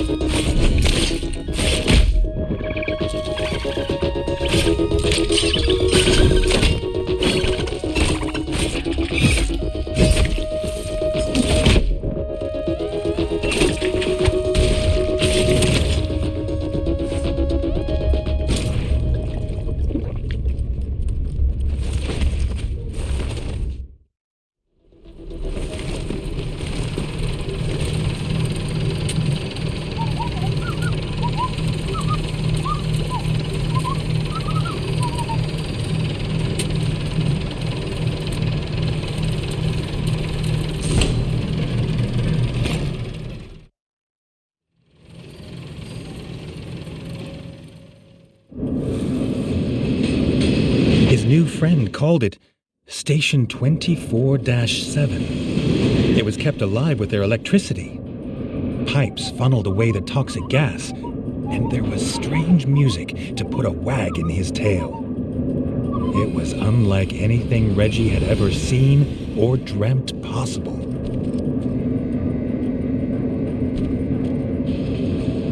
The guard moles refused to let Reggie pass. They were too busy arguing about what cake to bring to their captain's birthday. Caramelized whole grub or cheesecake?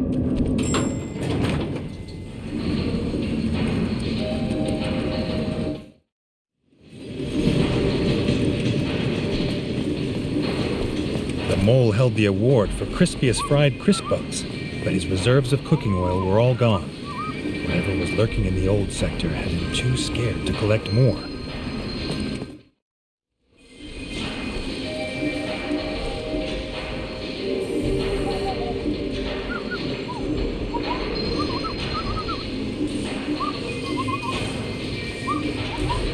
The mole had more wonders to show.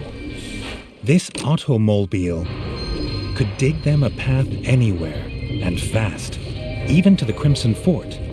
But it needed to be fed petrol, which the mole said Reggie could get in Station 24-7, but it was not cheap nor easy.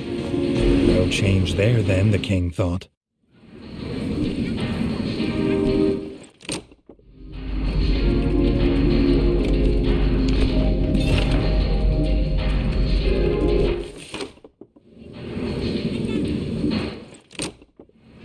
Fighting pits, where the victors were legend and the vanquished were stains on the floor.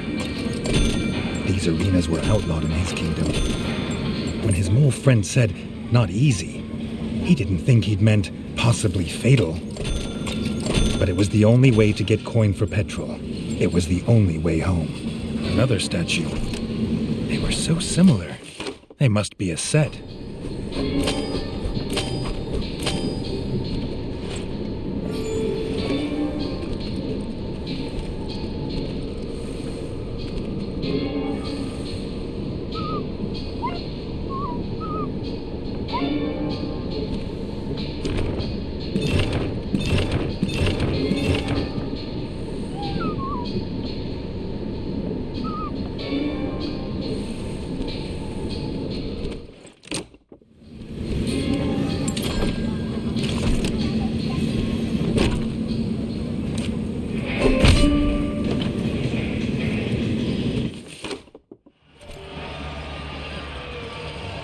This foe was called Mole Mysterio by the crowd.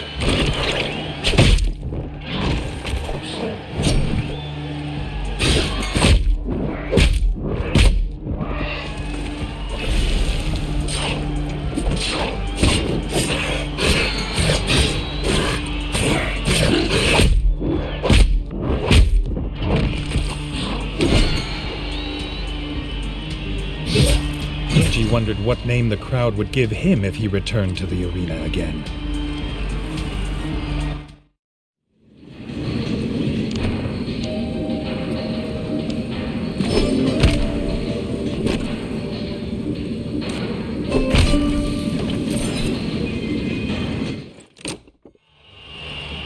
The fighter they called Macho Mole was a crowd favorite. Many a mole has lost their head to the brutal swing of his axe.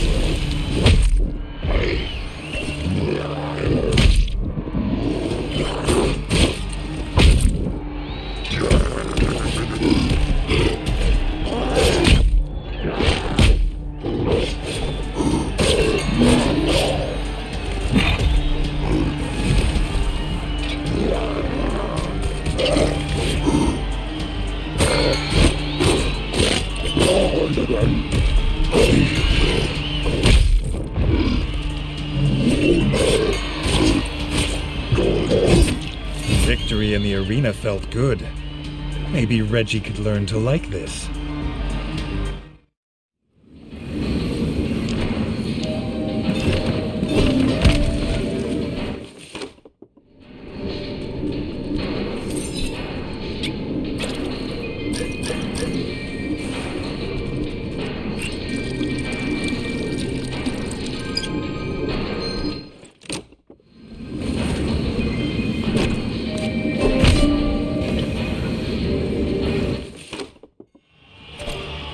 This strange device was a blaster. Molecraft more deadly than most bows. She wondered what the smith would think.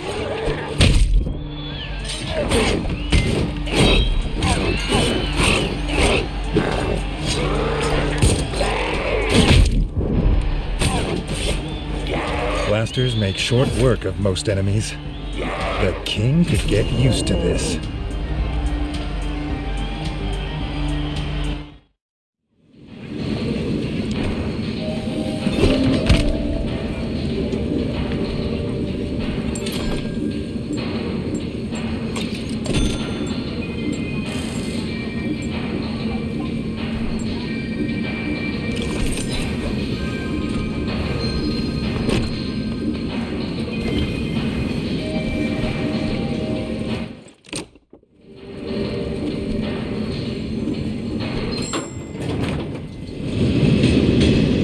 Reggie had chosen well.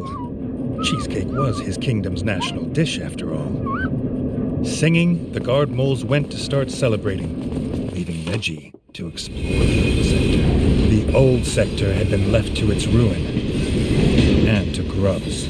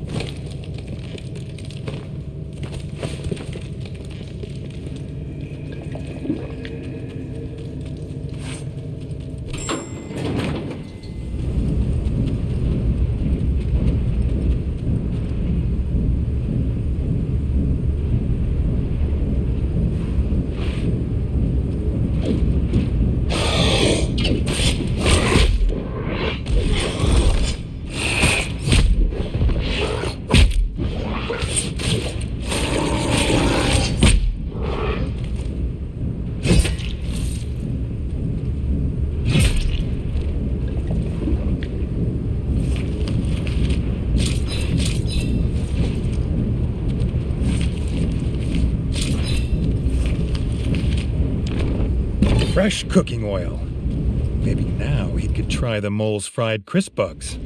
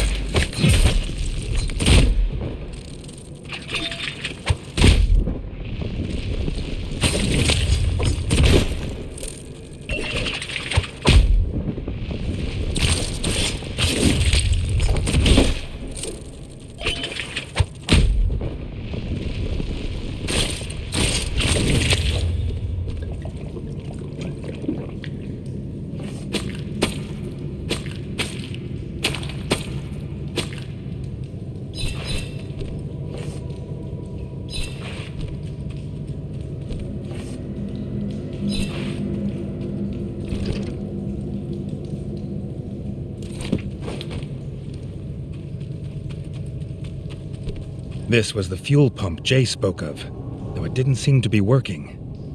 Maybe, like the tram, it too needed electricity to work.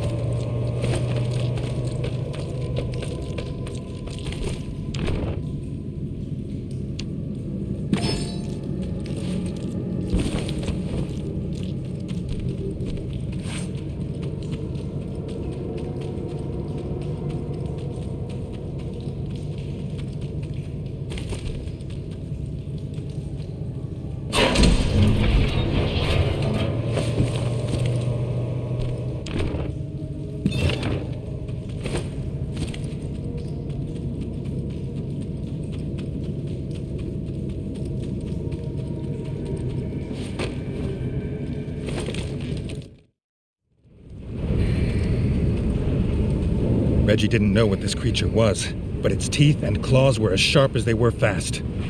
Reggie wondered what this really inspired was. Fear? Or despair?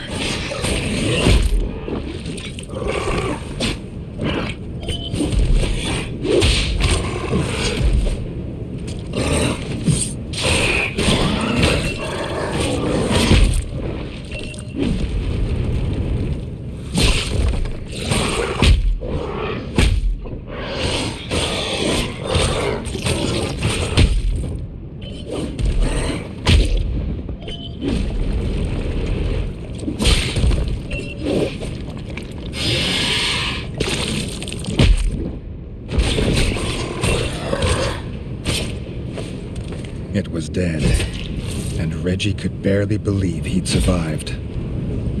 He hoped this would be the last one he encountered.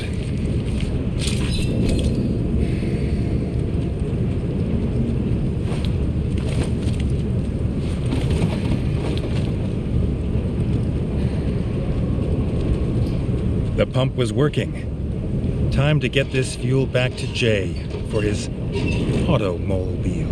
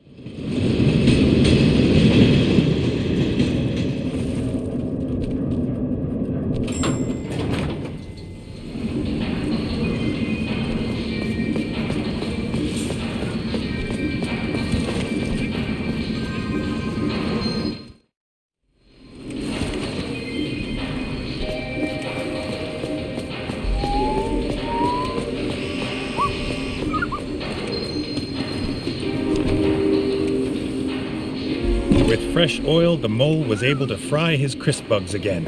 He cooked a batch for Reggie. The king made a note to ask the chef to put these on his menu.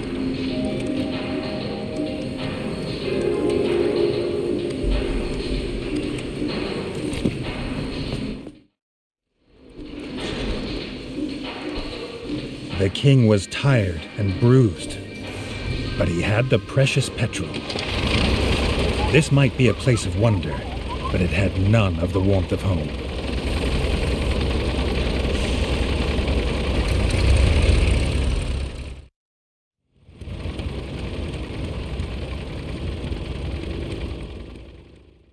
Something was wrong. The Crimson Fort was locked down with guards at every door. The king had been away too long.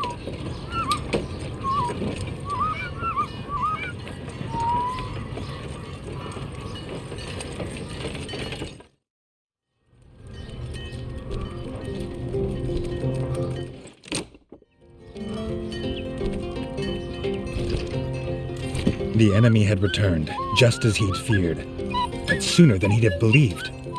They'd slithered in through a broken pipe in the crypts. His brother and the rat guard had driven them back, for now.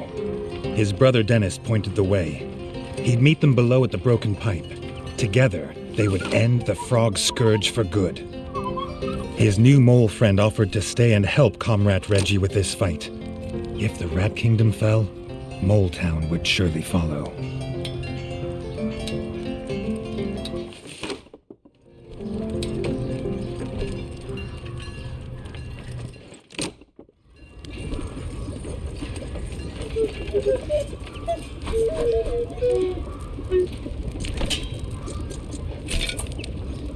A traditional Mole Town burger.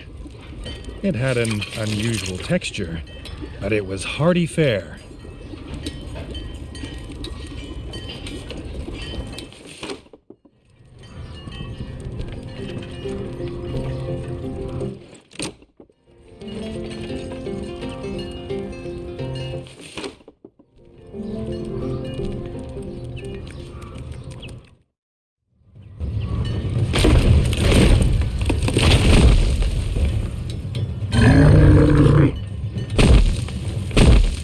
Died as he lived, defending rat folk from the scourge of frog kind. The guard captain had truly earned his place in two alongside kings.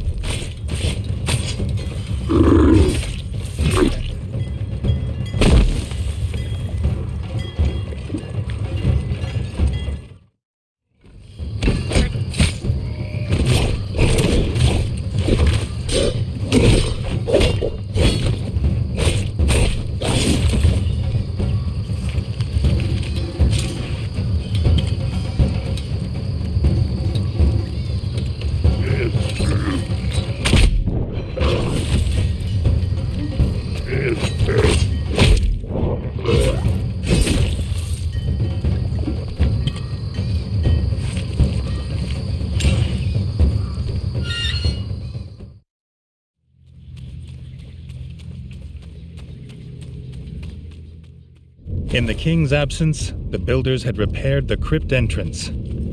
Reggie was as glad of this sight as he was it had not cost him any gold.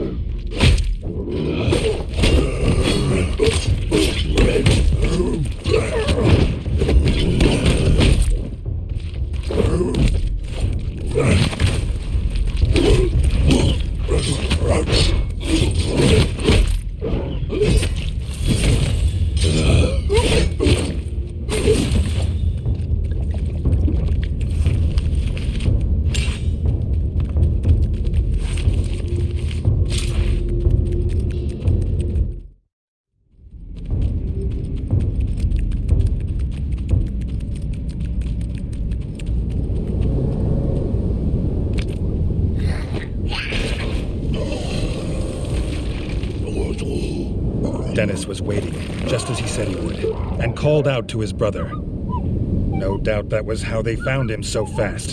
The frog scum. The toxic smoke was too thick to follow. But Reggie's mole friend told him there was hope. In Station 24/7, they sold a breathing device that would let him pass through the smoke unharmed. The king could go in Jay's automobile. Jay would stay and kill any frogs that came this way, or die trying. A strange, toxic world lay ahead. Reggie hoped he was prepared. The king was impressed by his brave mole friend. After the war,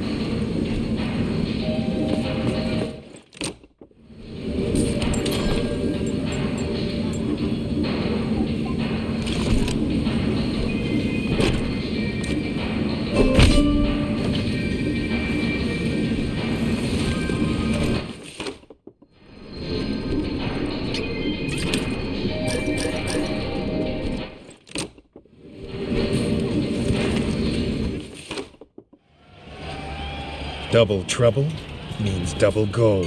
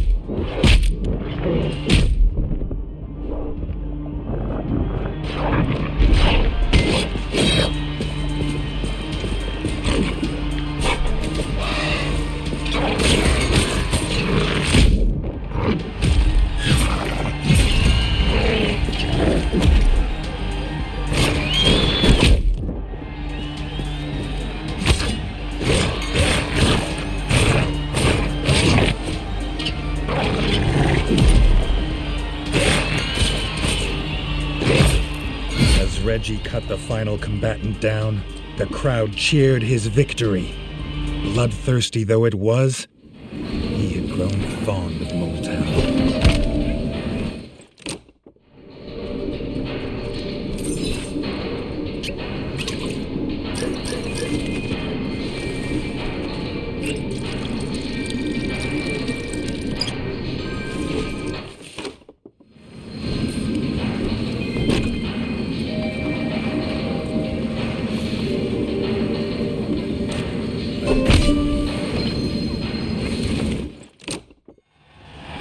The Molberg shield was thick and heavy, crafted from the strongest plate metal.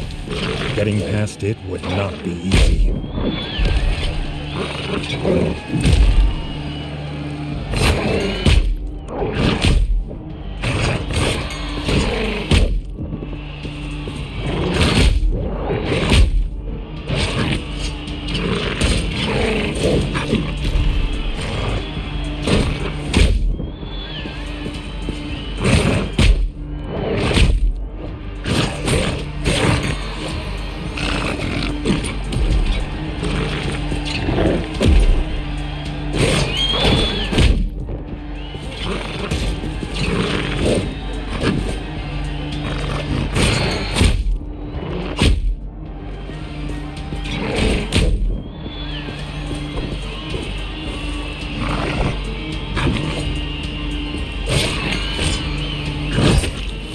Shields make for slow targets. Slow targets make easy gold.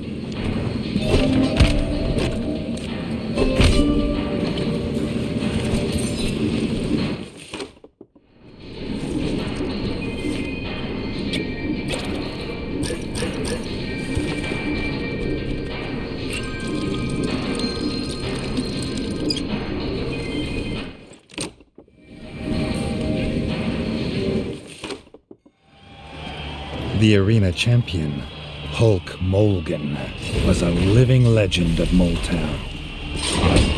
His legend might have to live on without him.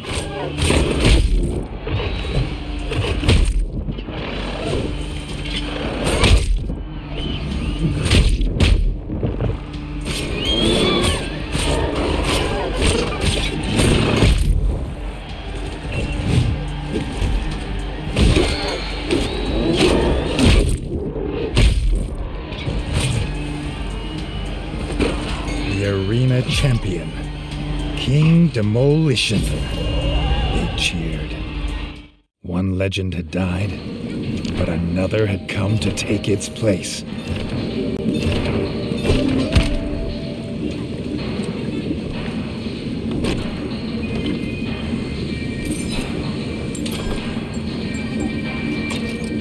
The device made it hard to breathe, and a battle helm was more comfortable.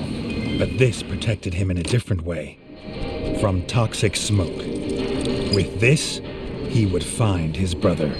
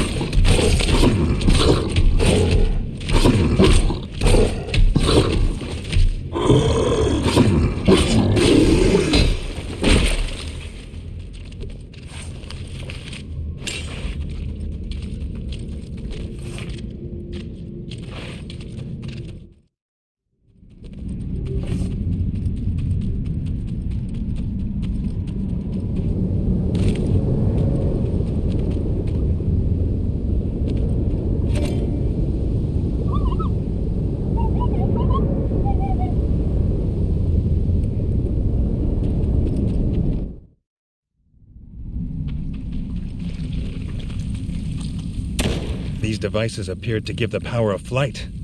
Reggie would have been impressed if they were not on the backs of frog scum.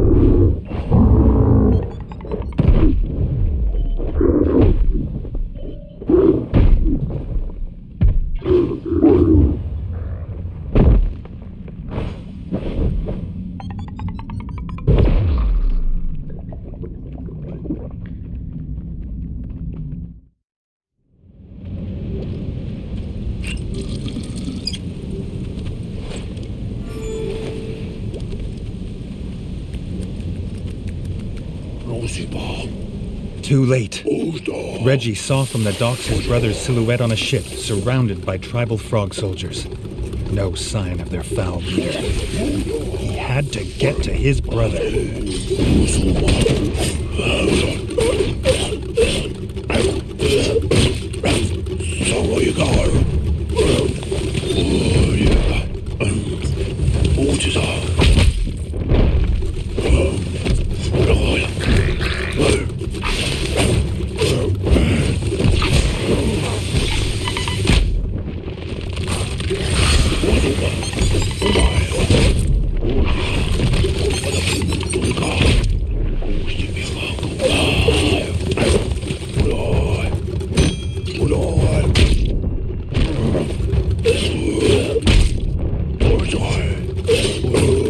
Reggie had little trust in shamans.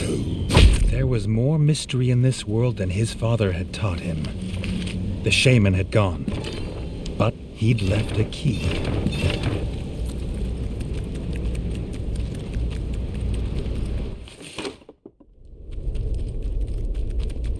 None had seen a turtle in many seasons. His father claimed he found one here as a boy, but it didn't look old. Reggie was almost 2 after all. Could a turtle reach such an old age?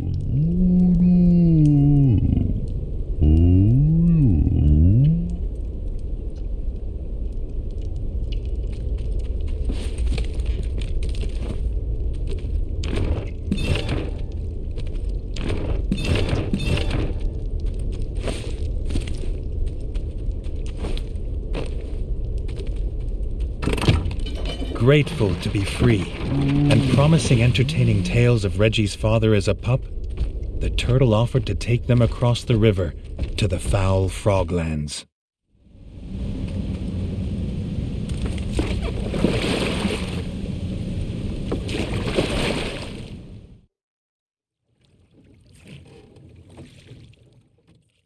The turtle bid the pair farewell. Reggie asked his friend to stay by the river. This was not his fight. But Jay never abandoned a comrade in need. They were as brothers now, he said.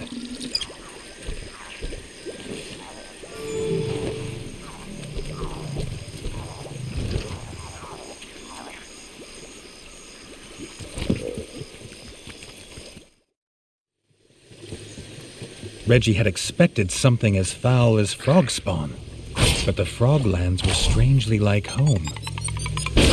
apart from the smell.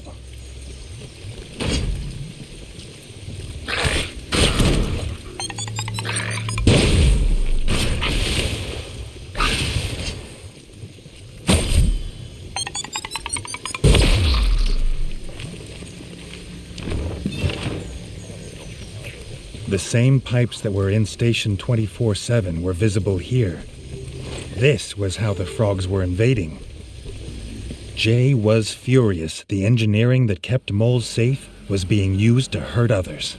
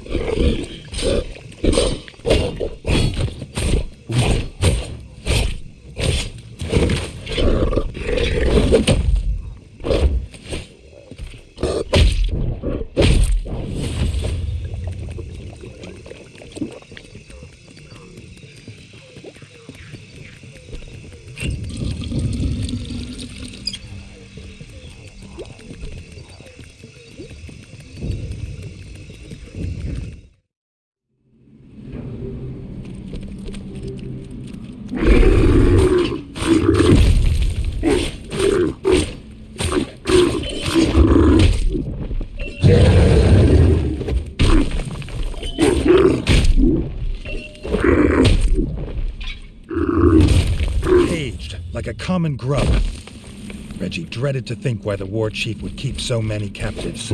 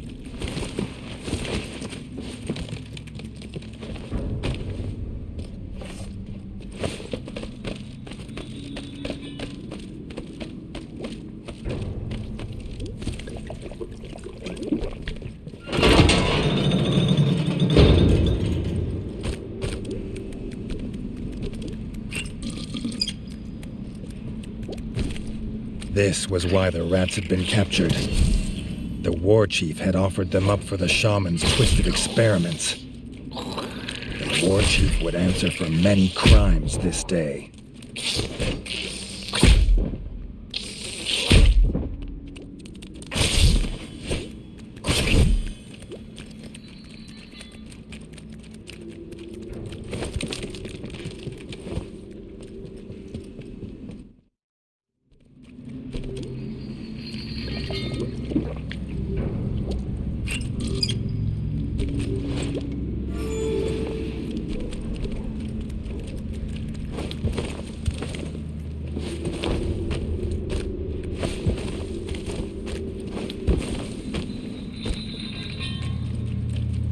The shaman had tried to hide in his workshop. The things he'd made and used on Reggie's kin were here. There was nowhere he could hide.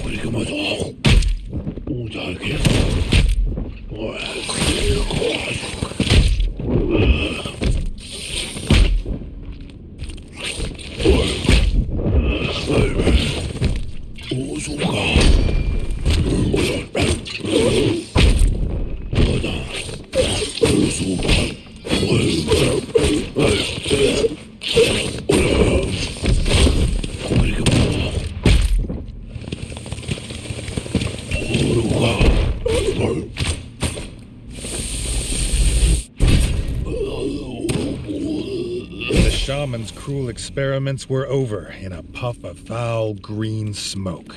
The war chief's throne room could not be far. He was the one who started this, so it was with a sword in his skull that it must end.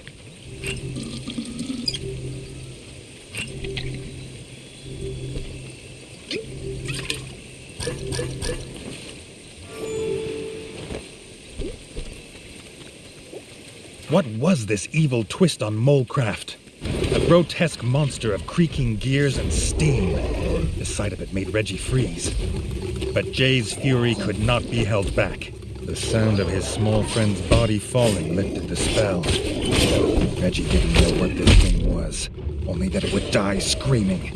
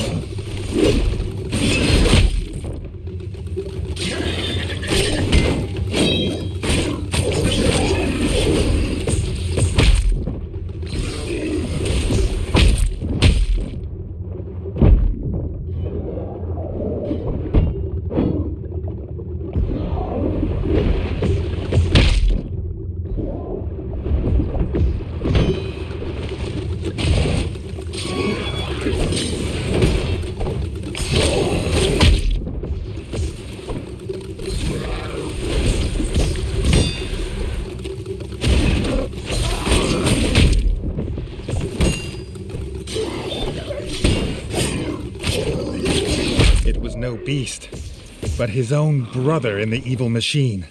This was the frog's final insult, to turn his own blood into his unwitting enemy. But Dennis knew where the war chief was. Ashamed and angry at what he'd done, Dennis ran ahead, wanting to spare Reggie this fight.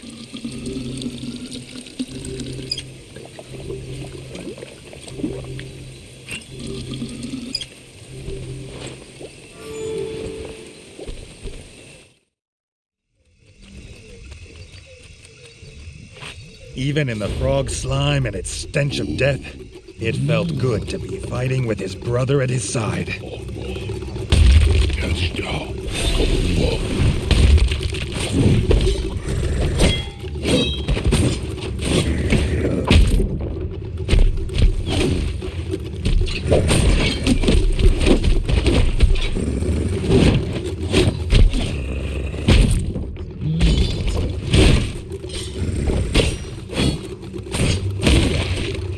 No, Reggie wouldn't believe it. Everything the evil frogs had taken from him, his father, his friend, his kingdom. They wouldn't take his brother, and they wouldn't take him.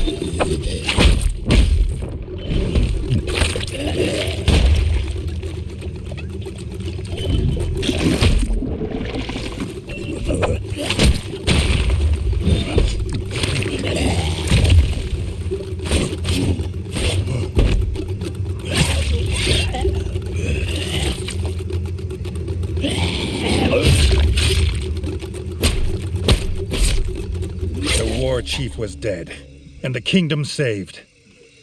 But what did it matter if his brother was gone?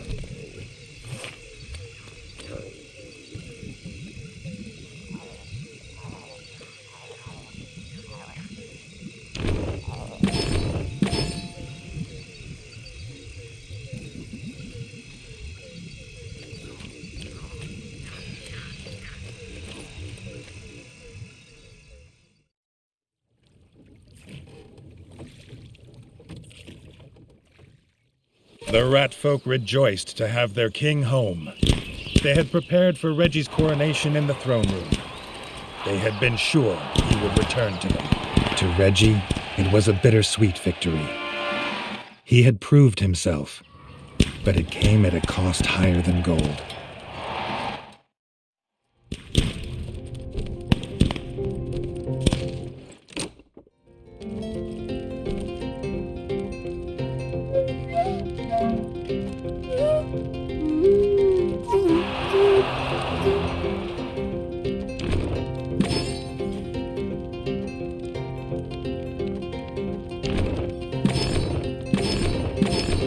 It was the start of a true golden age, free of the scourge of frog spawn.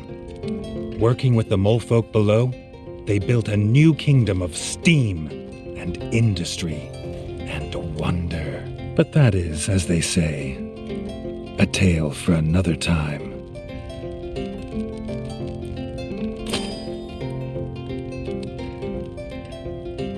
The greatest threat was conquered. But Reggie wondered if there were any tasks he'd left unfinished, or foes left undefeated. Now was the time to be sure.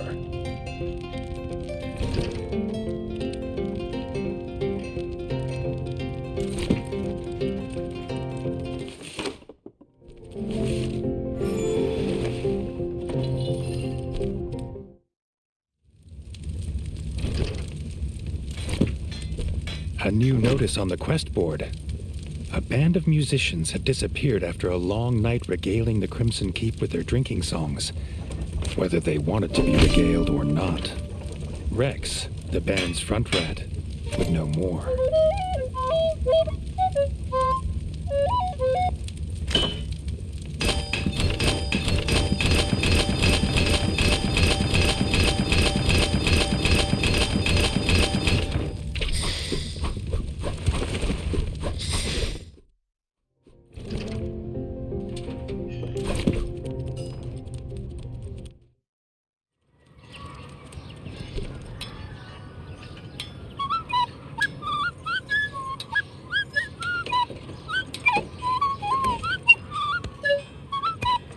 With peace restored to the kingdom, Doug organized a grand tournament in Reggie's honor. As tradition decrees, a new king must prove his worth before all the realms. The Crimson Keep was playing host to the traveling squirrel folk on their annual pilgrimage to the Bright Fir. They honored the young king with an invite to their Leaf's Fall Festival, the first outsider to be asked to this mysterious gathering in generations. Reggie was pleased to take some time away from battle to experience the wonder of the Great Golden Woods.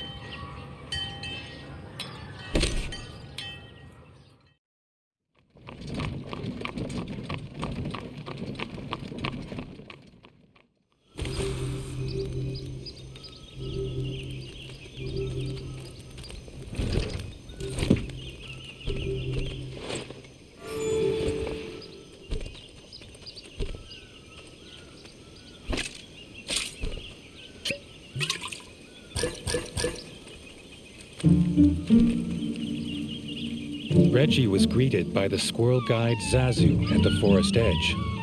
She'd been sent to show the king the way to the festival, a secret path known only by squirrel folk.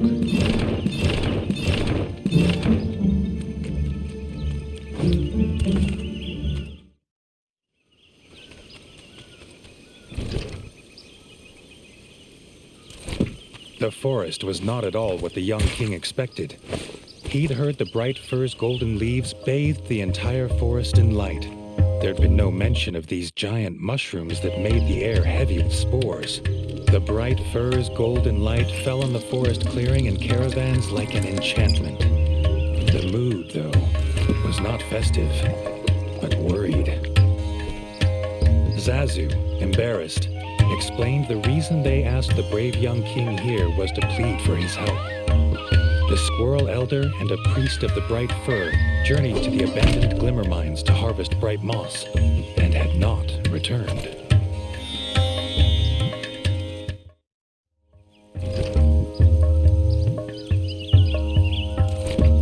With the golden light of the camp behind him, Reggie headed back out into the gloom in search of the mines.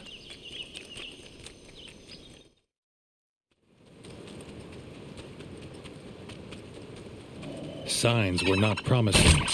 Outside the glimmer mines were vicious beasts. What had driven them from their cave home? The squirrel folk were in more danger than they knew.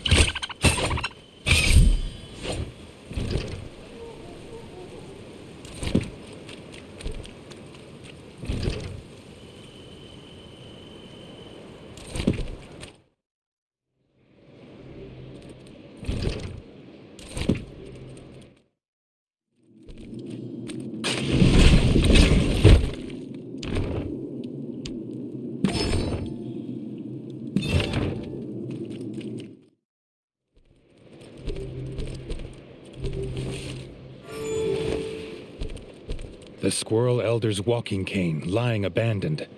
If he didn't have it, Reggie wondered, how did he carry himself from this place?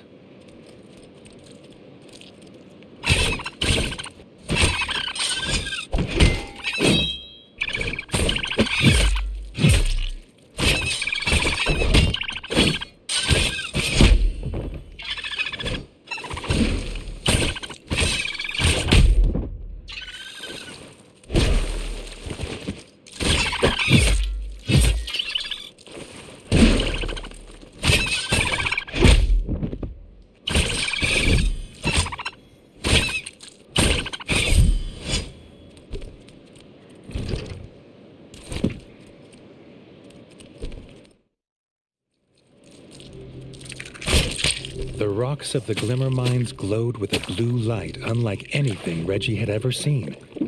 Reggie wondered what the moles would make of this place.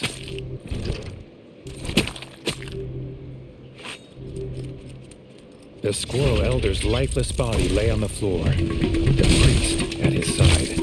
Before Reggie could approach, he found out why they were trapped here. This was the nest of the Beetle Queen.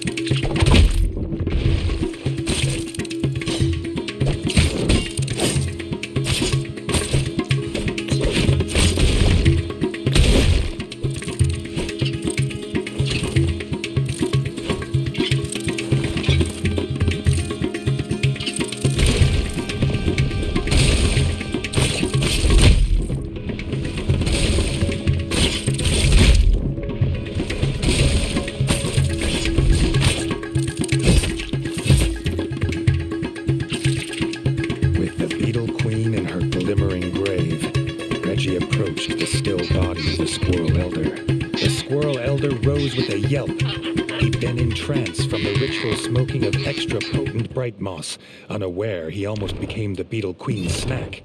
Thanking Reggie for the rescue, they headed back to begin the festival.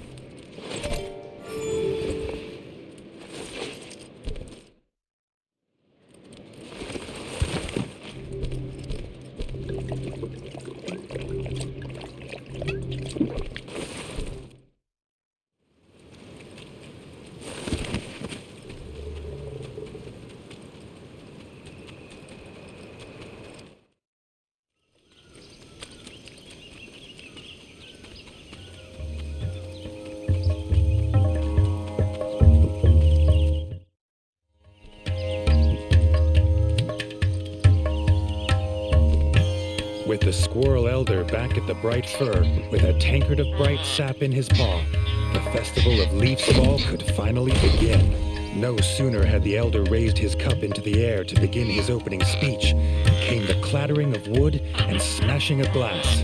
To everyone's horror, a drunken squirrel had knocked over the table with the bright sap. The festival of Leaf's Fall could not continue without the rare and sacred drink. The Squirrel Elder turned to Reggie, asking if the brave young king would again save their festival and venture into the shrine of the tapped root to collect more bright sap.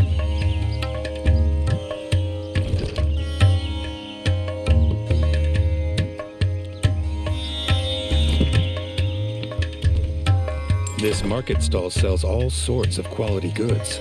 A few coins spent here would spruce up the Crimson Keep nicely.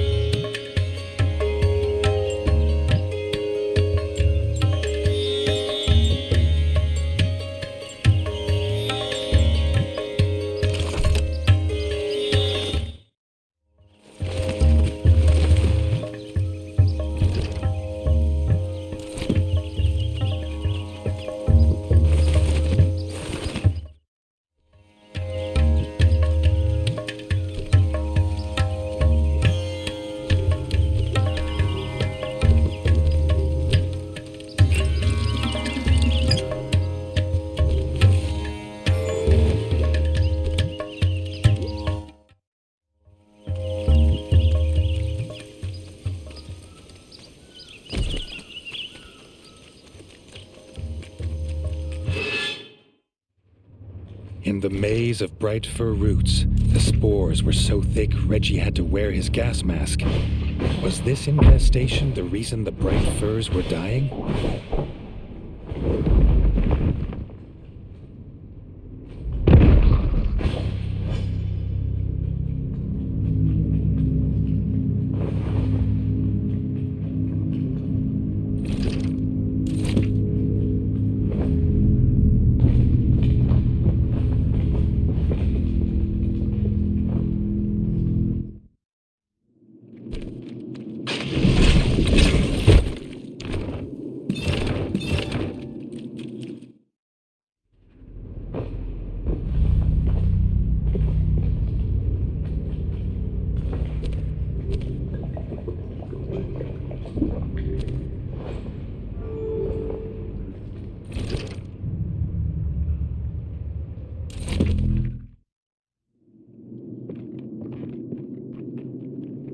The shrine of the tapped root stood before him, but the root looked damaged. Before Reggie could wonder what had done this, he got his answer. A root worm, bloated and enraged by bright sap.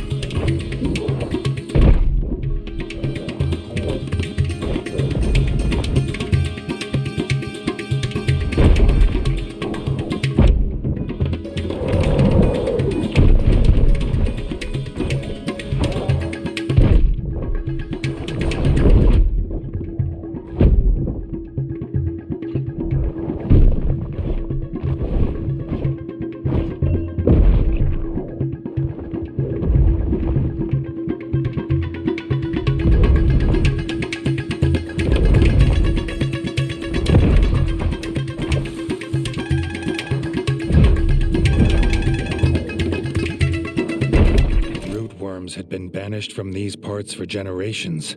Reggie had a feeling its presence meant something was rotten in the state of bright fur. To Reggie's dismay, the tap was broken. Reggie did not look forward to returning to the Squirrel Elder with no sacred sap and news of rootworms.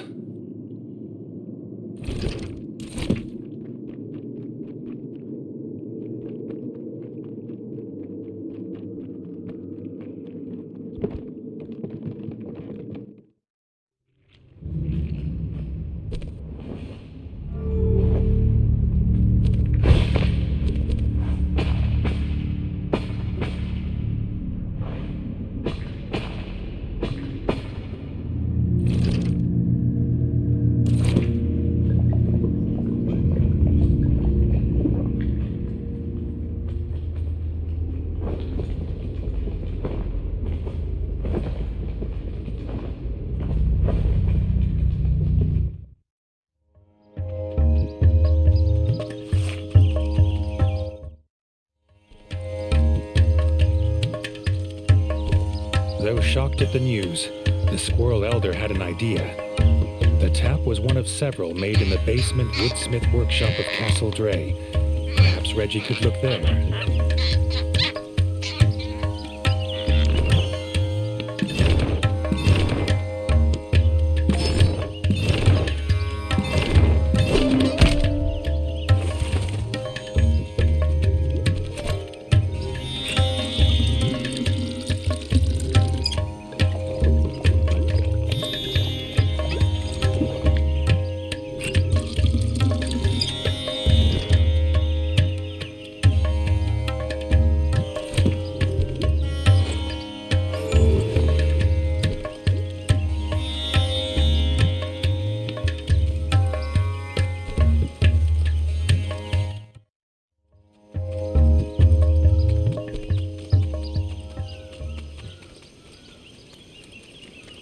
Approaching the ruins of Castle Dre, Reggie's whiskers twitched at the familiar stench on the breeze.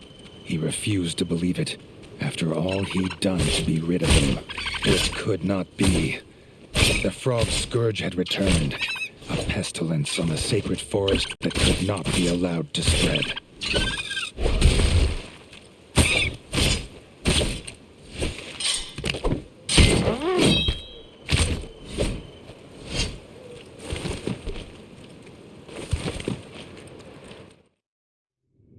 Slapping of webbed feet from the basement.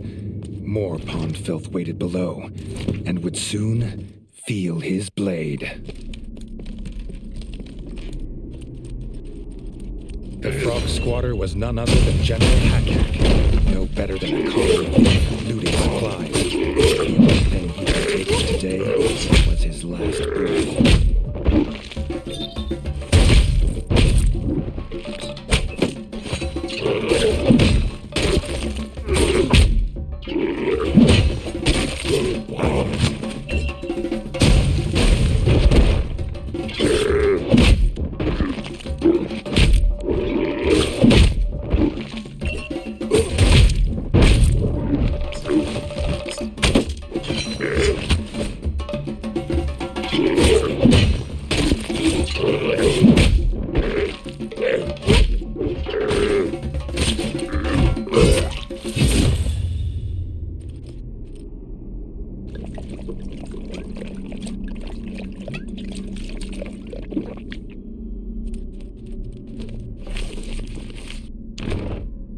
With the satisfaction of the Frog General dead at his paws, Reggie found the replacement tap. The squirrels would have their sacred sap.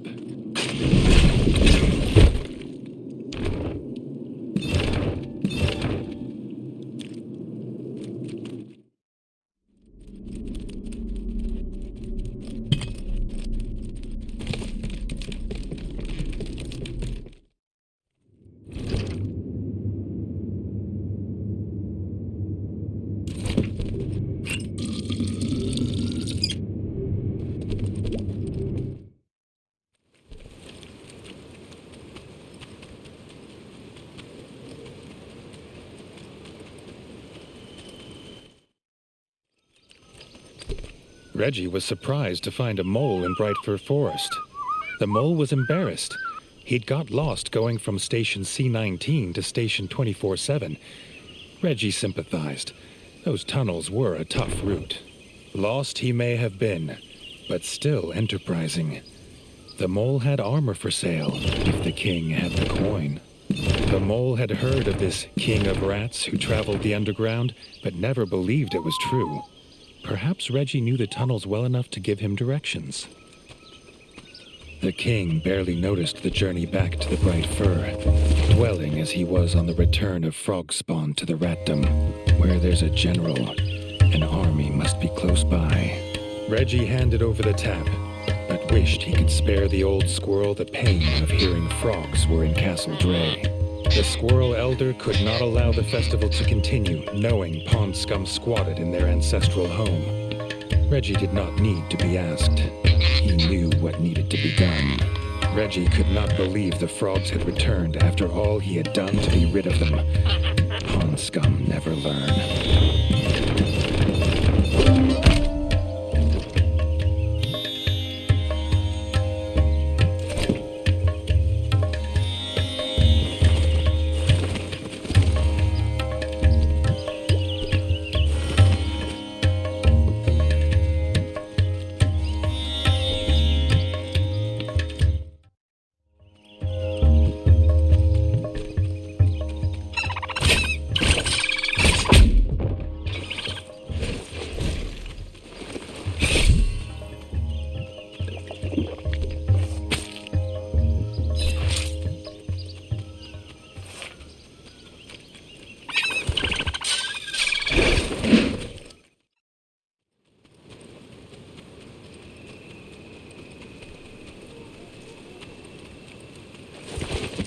As Reggie made his way towards the ruins of Castle Dre, the stench of pond scum once again drifted in on the cool breeze. The familiar scent made him wonder why the frogs had suddenly reappeared in the ratdom.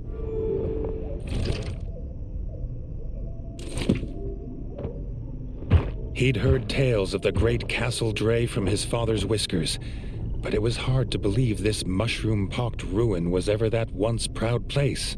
The evil frog spawn had been looting. These frogs believed they could make the central tower a new base, but Reggie would show just how wrong they were.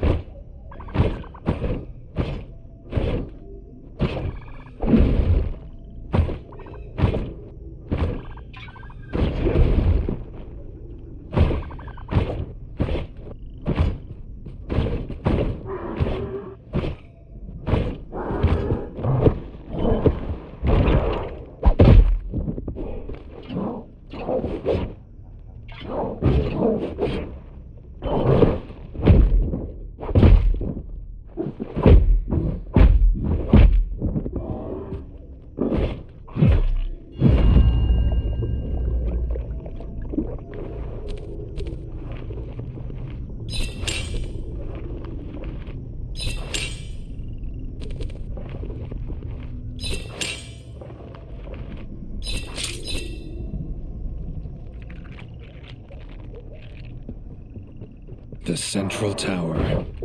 Whoever was collecting all these supplies would surely be at the top.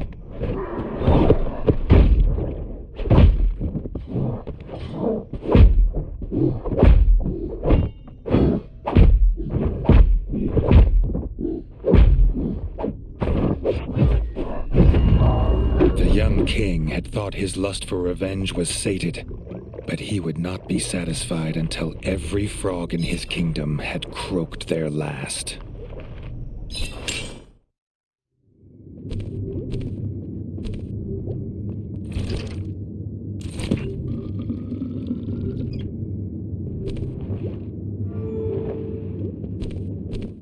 Seems he wasn't the only one here for vengeance.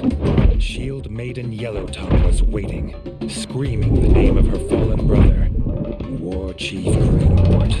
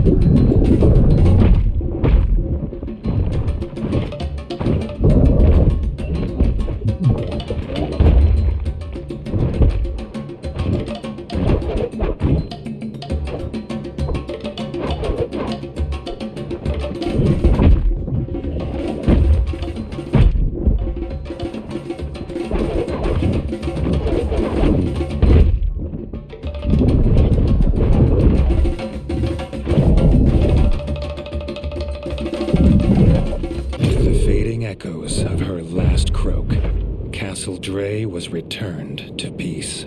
There was a shrine in the room, carved figures of Reggie and his enemies in Bright Fir Forest. The frogs had planned it all to lure him here.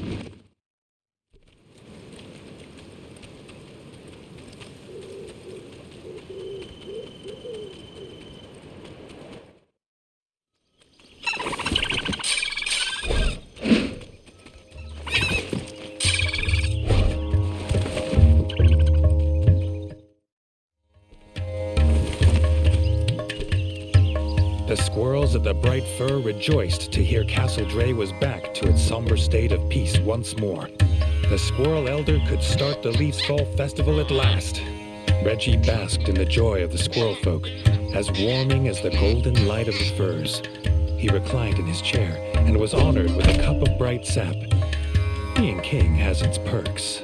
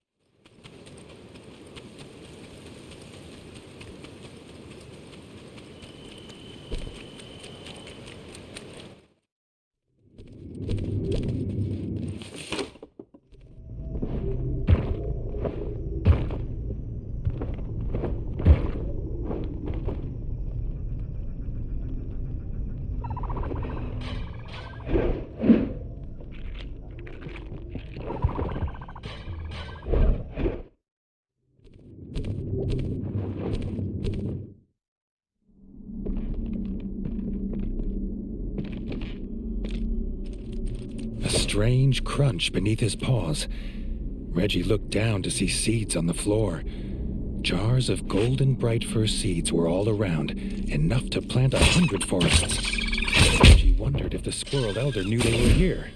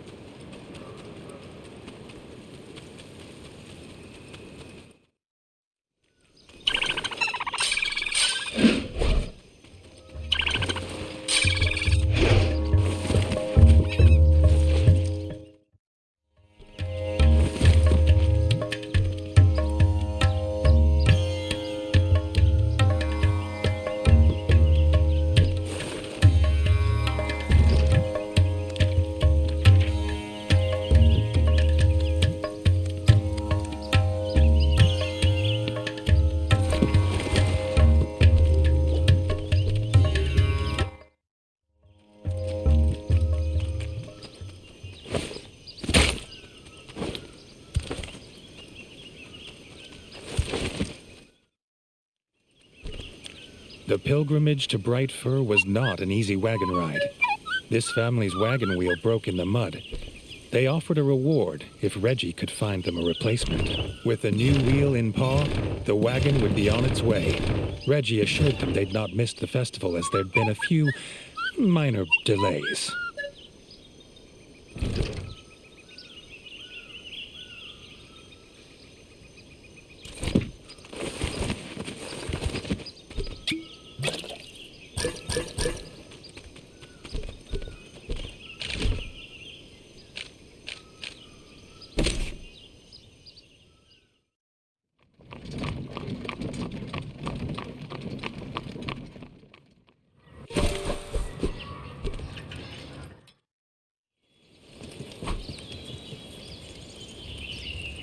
Rex the Bard looked nervous.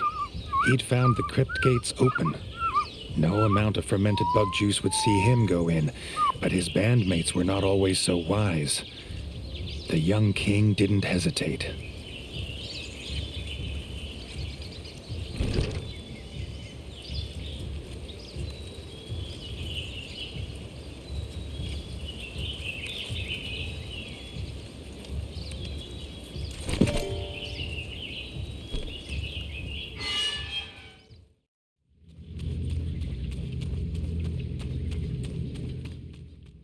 Reggie's head was pained from the drinking and the noise of last night, but he'd still found his bed. What had these young bards found?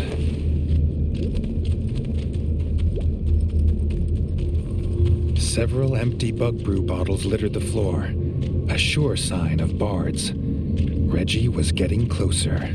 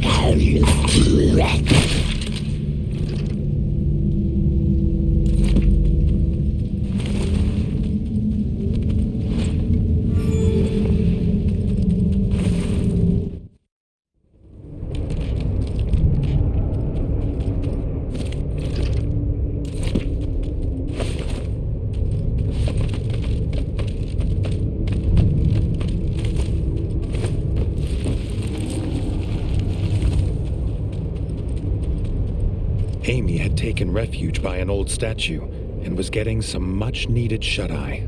Reggie only meant to wake the bard, but his shout awoke the zombified remains of Mausamoto Muslaki. Mausamoto was a legendary swordmaster. Reggie hoped to get one more lesson before putting him to rest.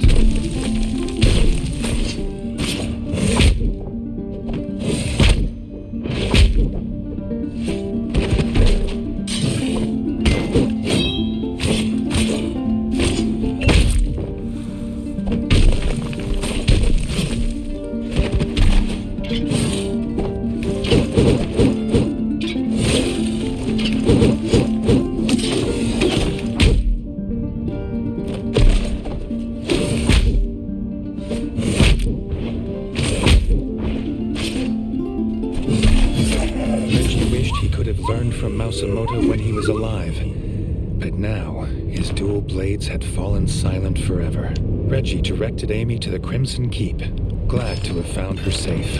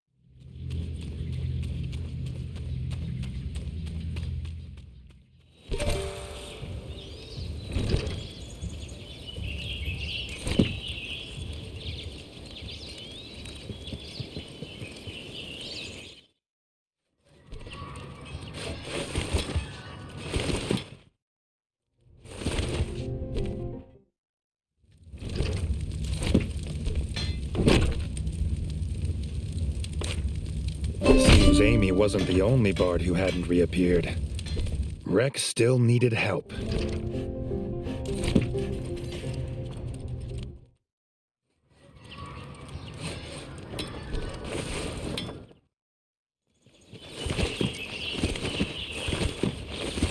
Amy was waiting with Rex. She'd remembered what they'd been looking for in the crypts. The Book of Immortal Song. Maybe Chetty Mercury was still searching the Hall of Books. The dream of music that lasts forever was worth the risk to these talented young bards.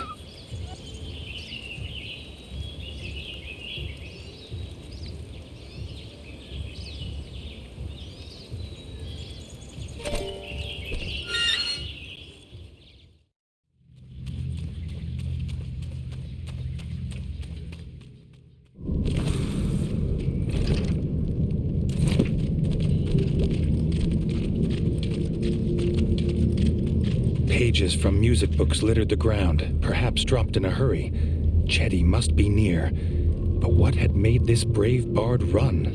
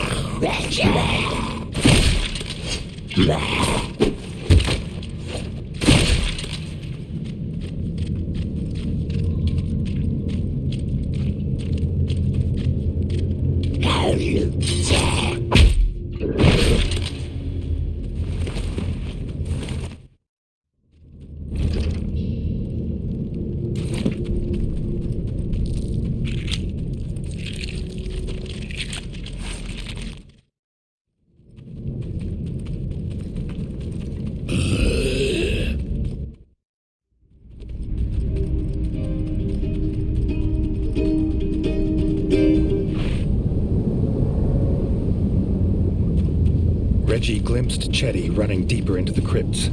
Something had scared him. Something lurking in the shadows. Reggie!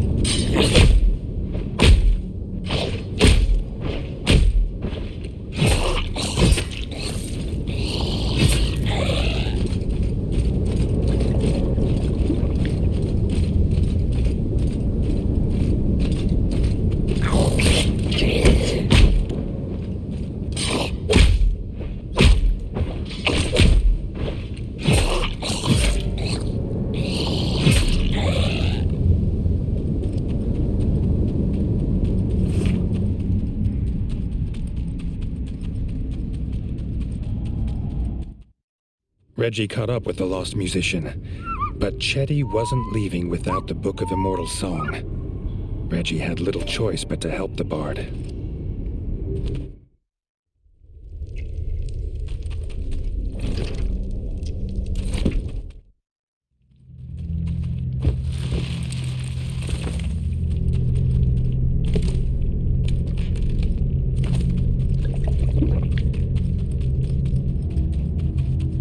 As soon as Reggie set paw in the Hall of Books, he knew something was wrong. Something in the shadows, quieter than a mouse. It was Fang Boo, infamous warlord known for his brutality with a halberd.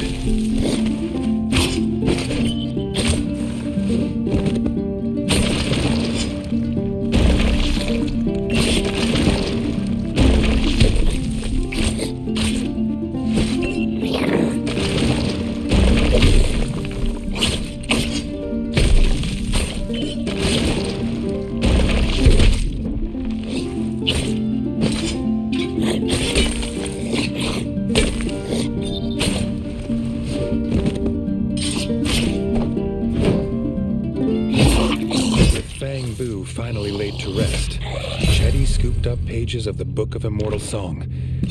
With a nod of thanks to Reggie, he scurried towards the surface. After all they'd been through, Reggie hoped the young bards gave a historic performance.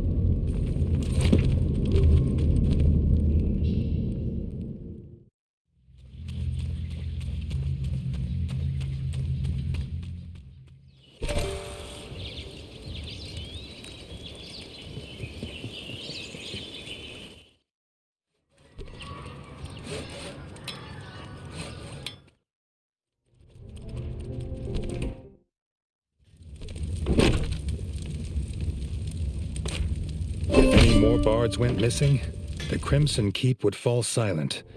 Reggie needed to speak to Rex and the other bards.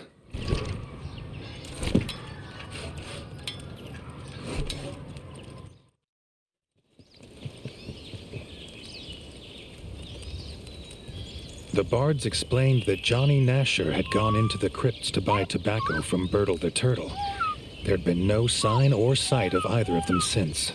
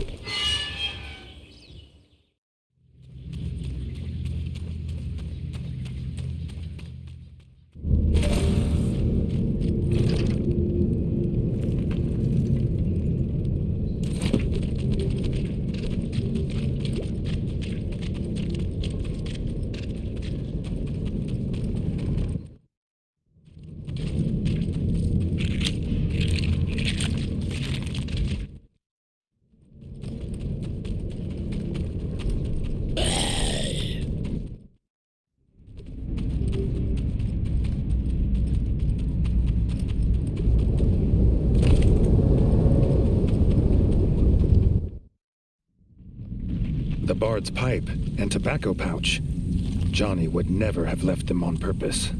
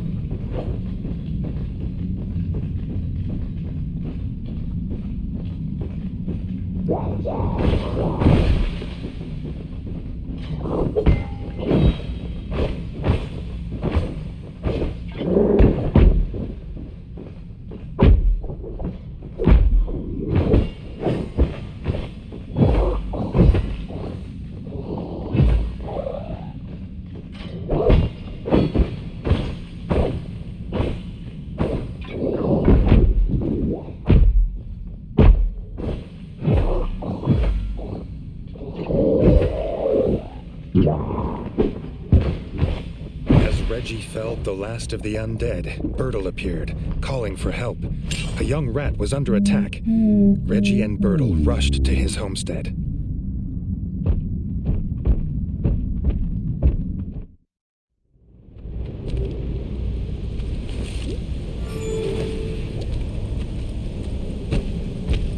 Not a horde, but Crocus Khan. His fearsome Toad King rode his lizard steed into many a battle, but this would be his last.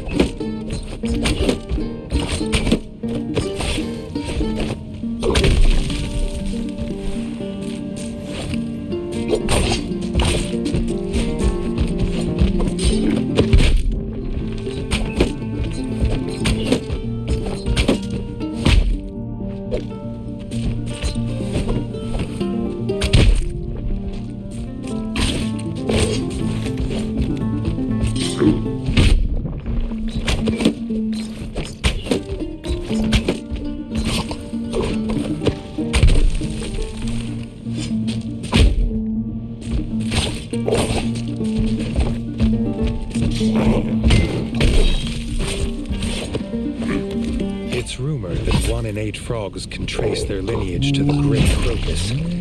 But this old toad would sire no more. With Crocus defeated, Johnny and Bertle thanked Reggie for his help. Reggie hoped in the future they would find safer and less pungent places to trade.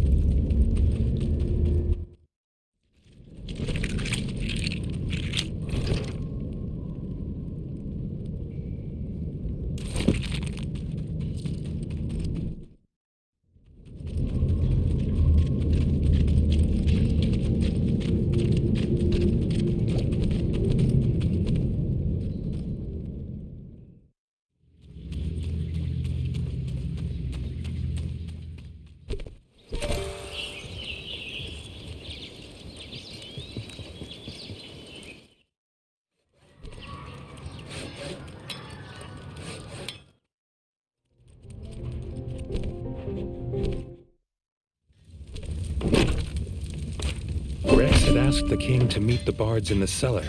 He had a grand vision for the Crimson Keep's dark storeroom.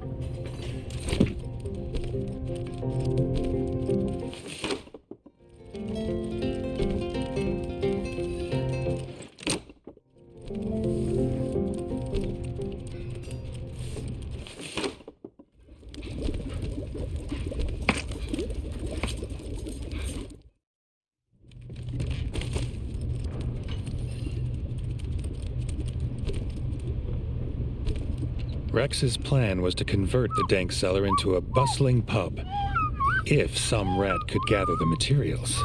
Reggie was happy to find what they needed, if for no other reason than it may stop so many bards disappearing into the crypts.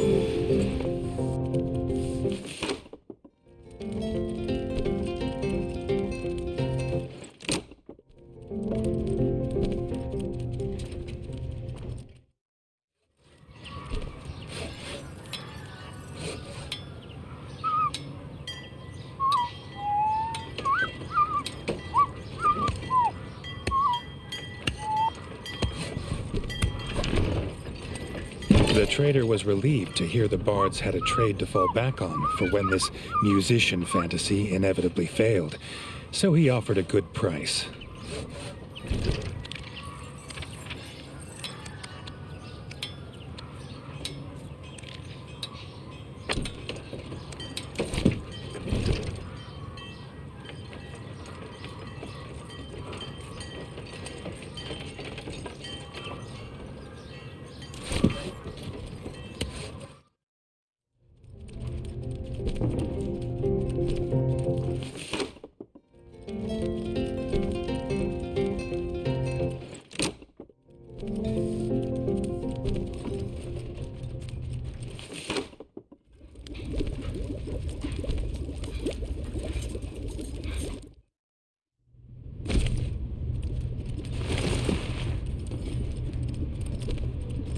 having the necessary materials, Reggie handed them over to Rex and the Bards. Reggie wondered if they had even a basic understanding of construction.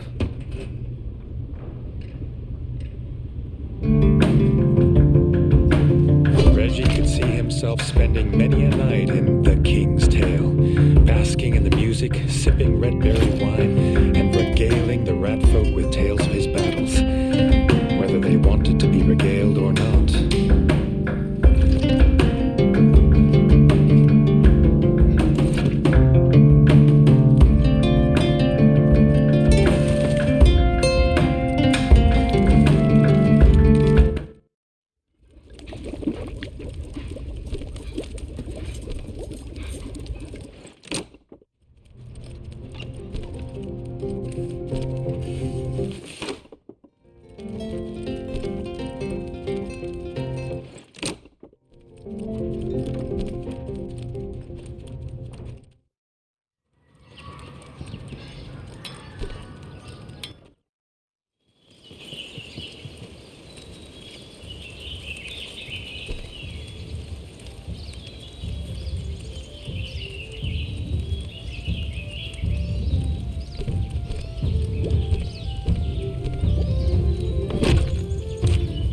Rabbits of White Whiskers had sent their most agile warrior. It would take more than a hop and a skip to overcome the formidable Gray Ears.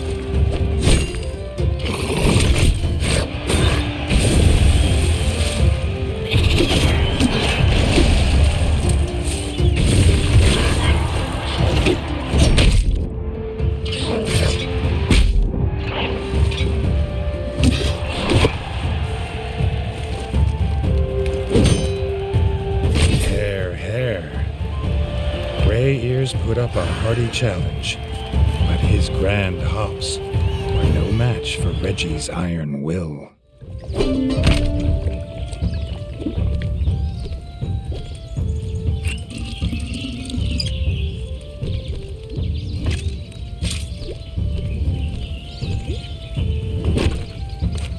Captain Blacktail, a treacherous pirate.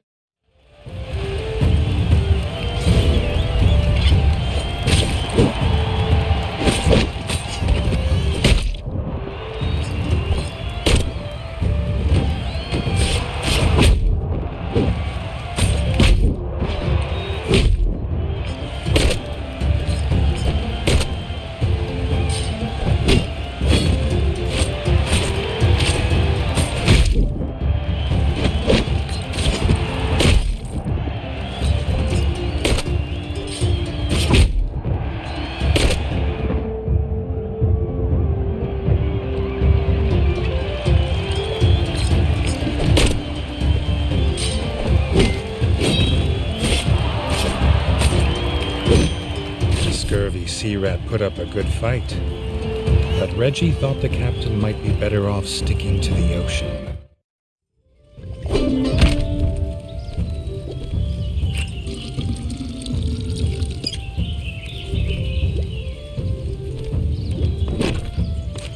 Dennis had returned with a vengeance, fully armed to the whiskers. He'd already lost one tournament and was determined he would lose another.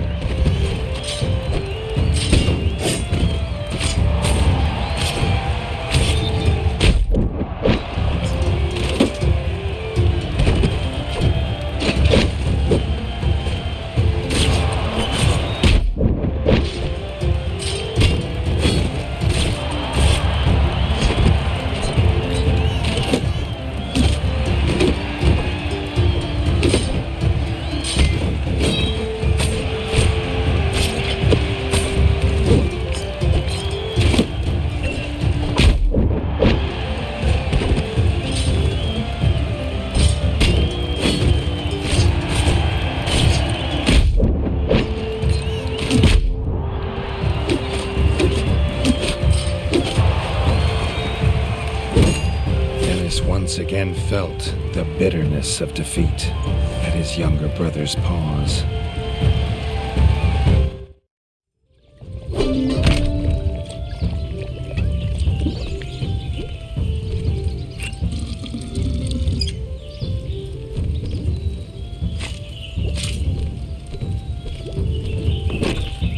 Eivor was an old ally of King Rattus.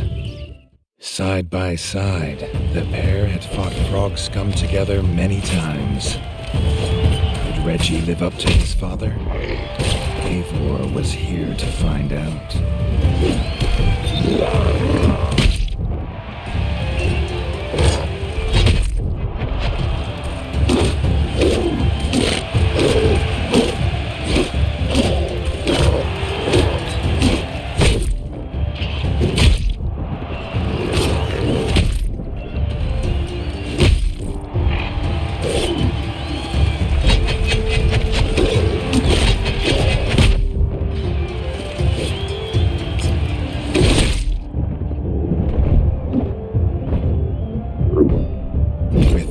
Happily admitting defeat, Reggie knew he had passed the old rat's challenge. The young rat truly was the people's king.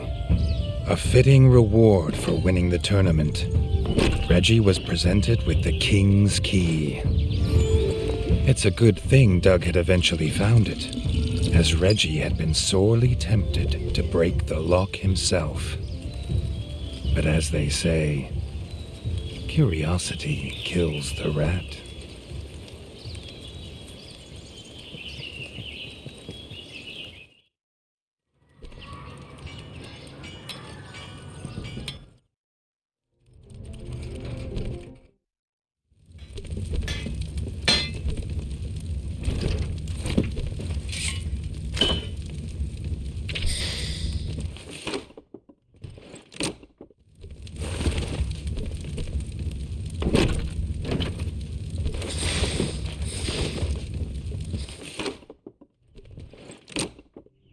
The king's chamber smelled of fresh lilac and gooseberries, while the bed glistened with crisp silk sheets. Strangely, a slight breeze blew from behind the bookcase.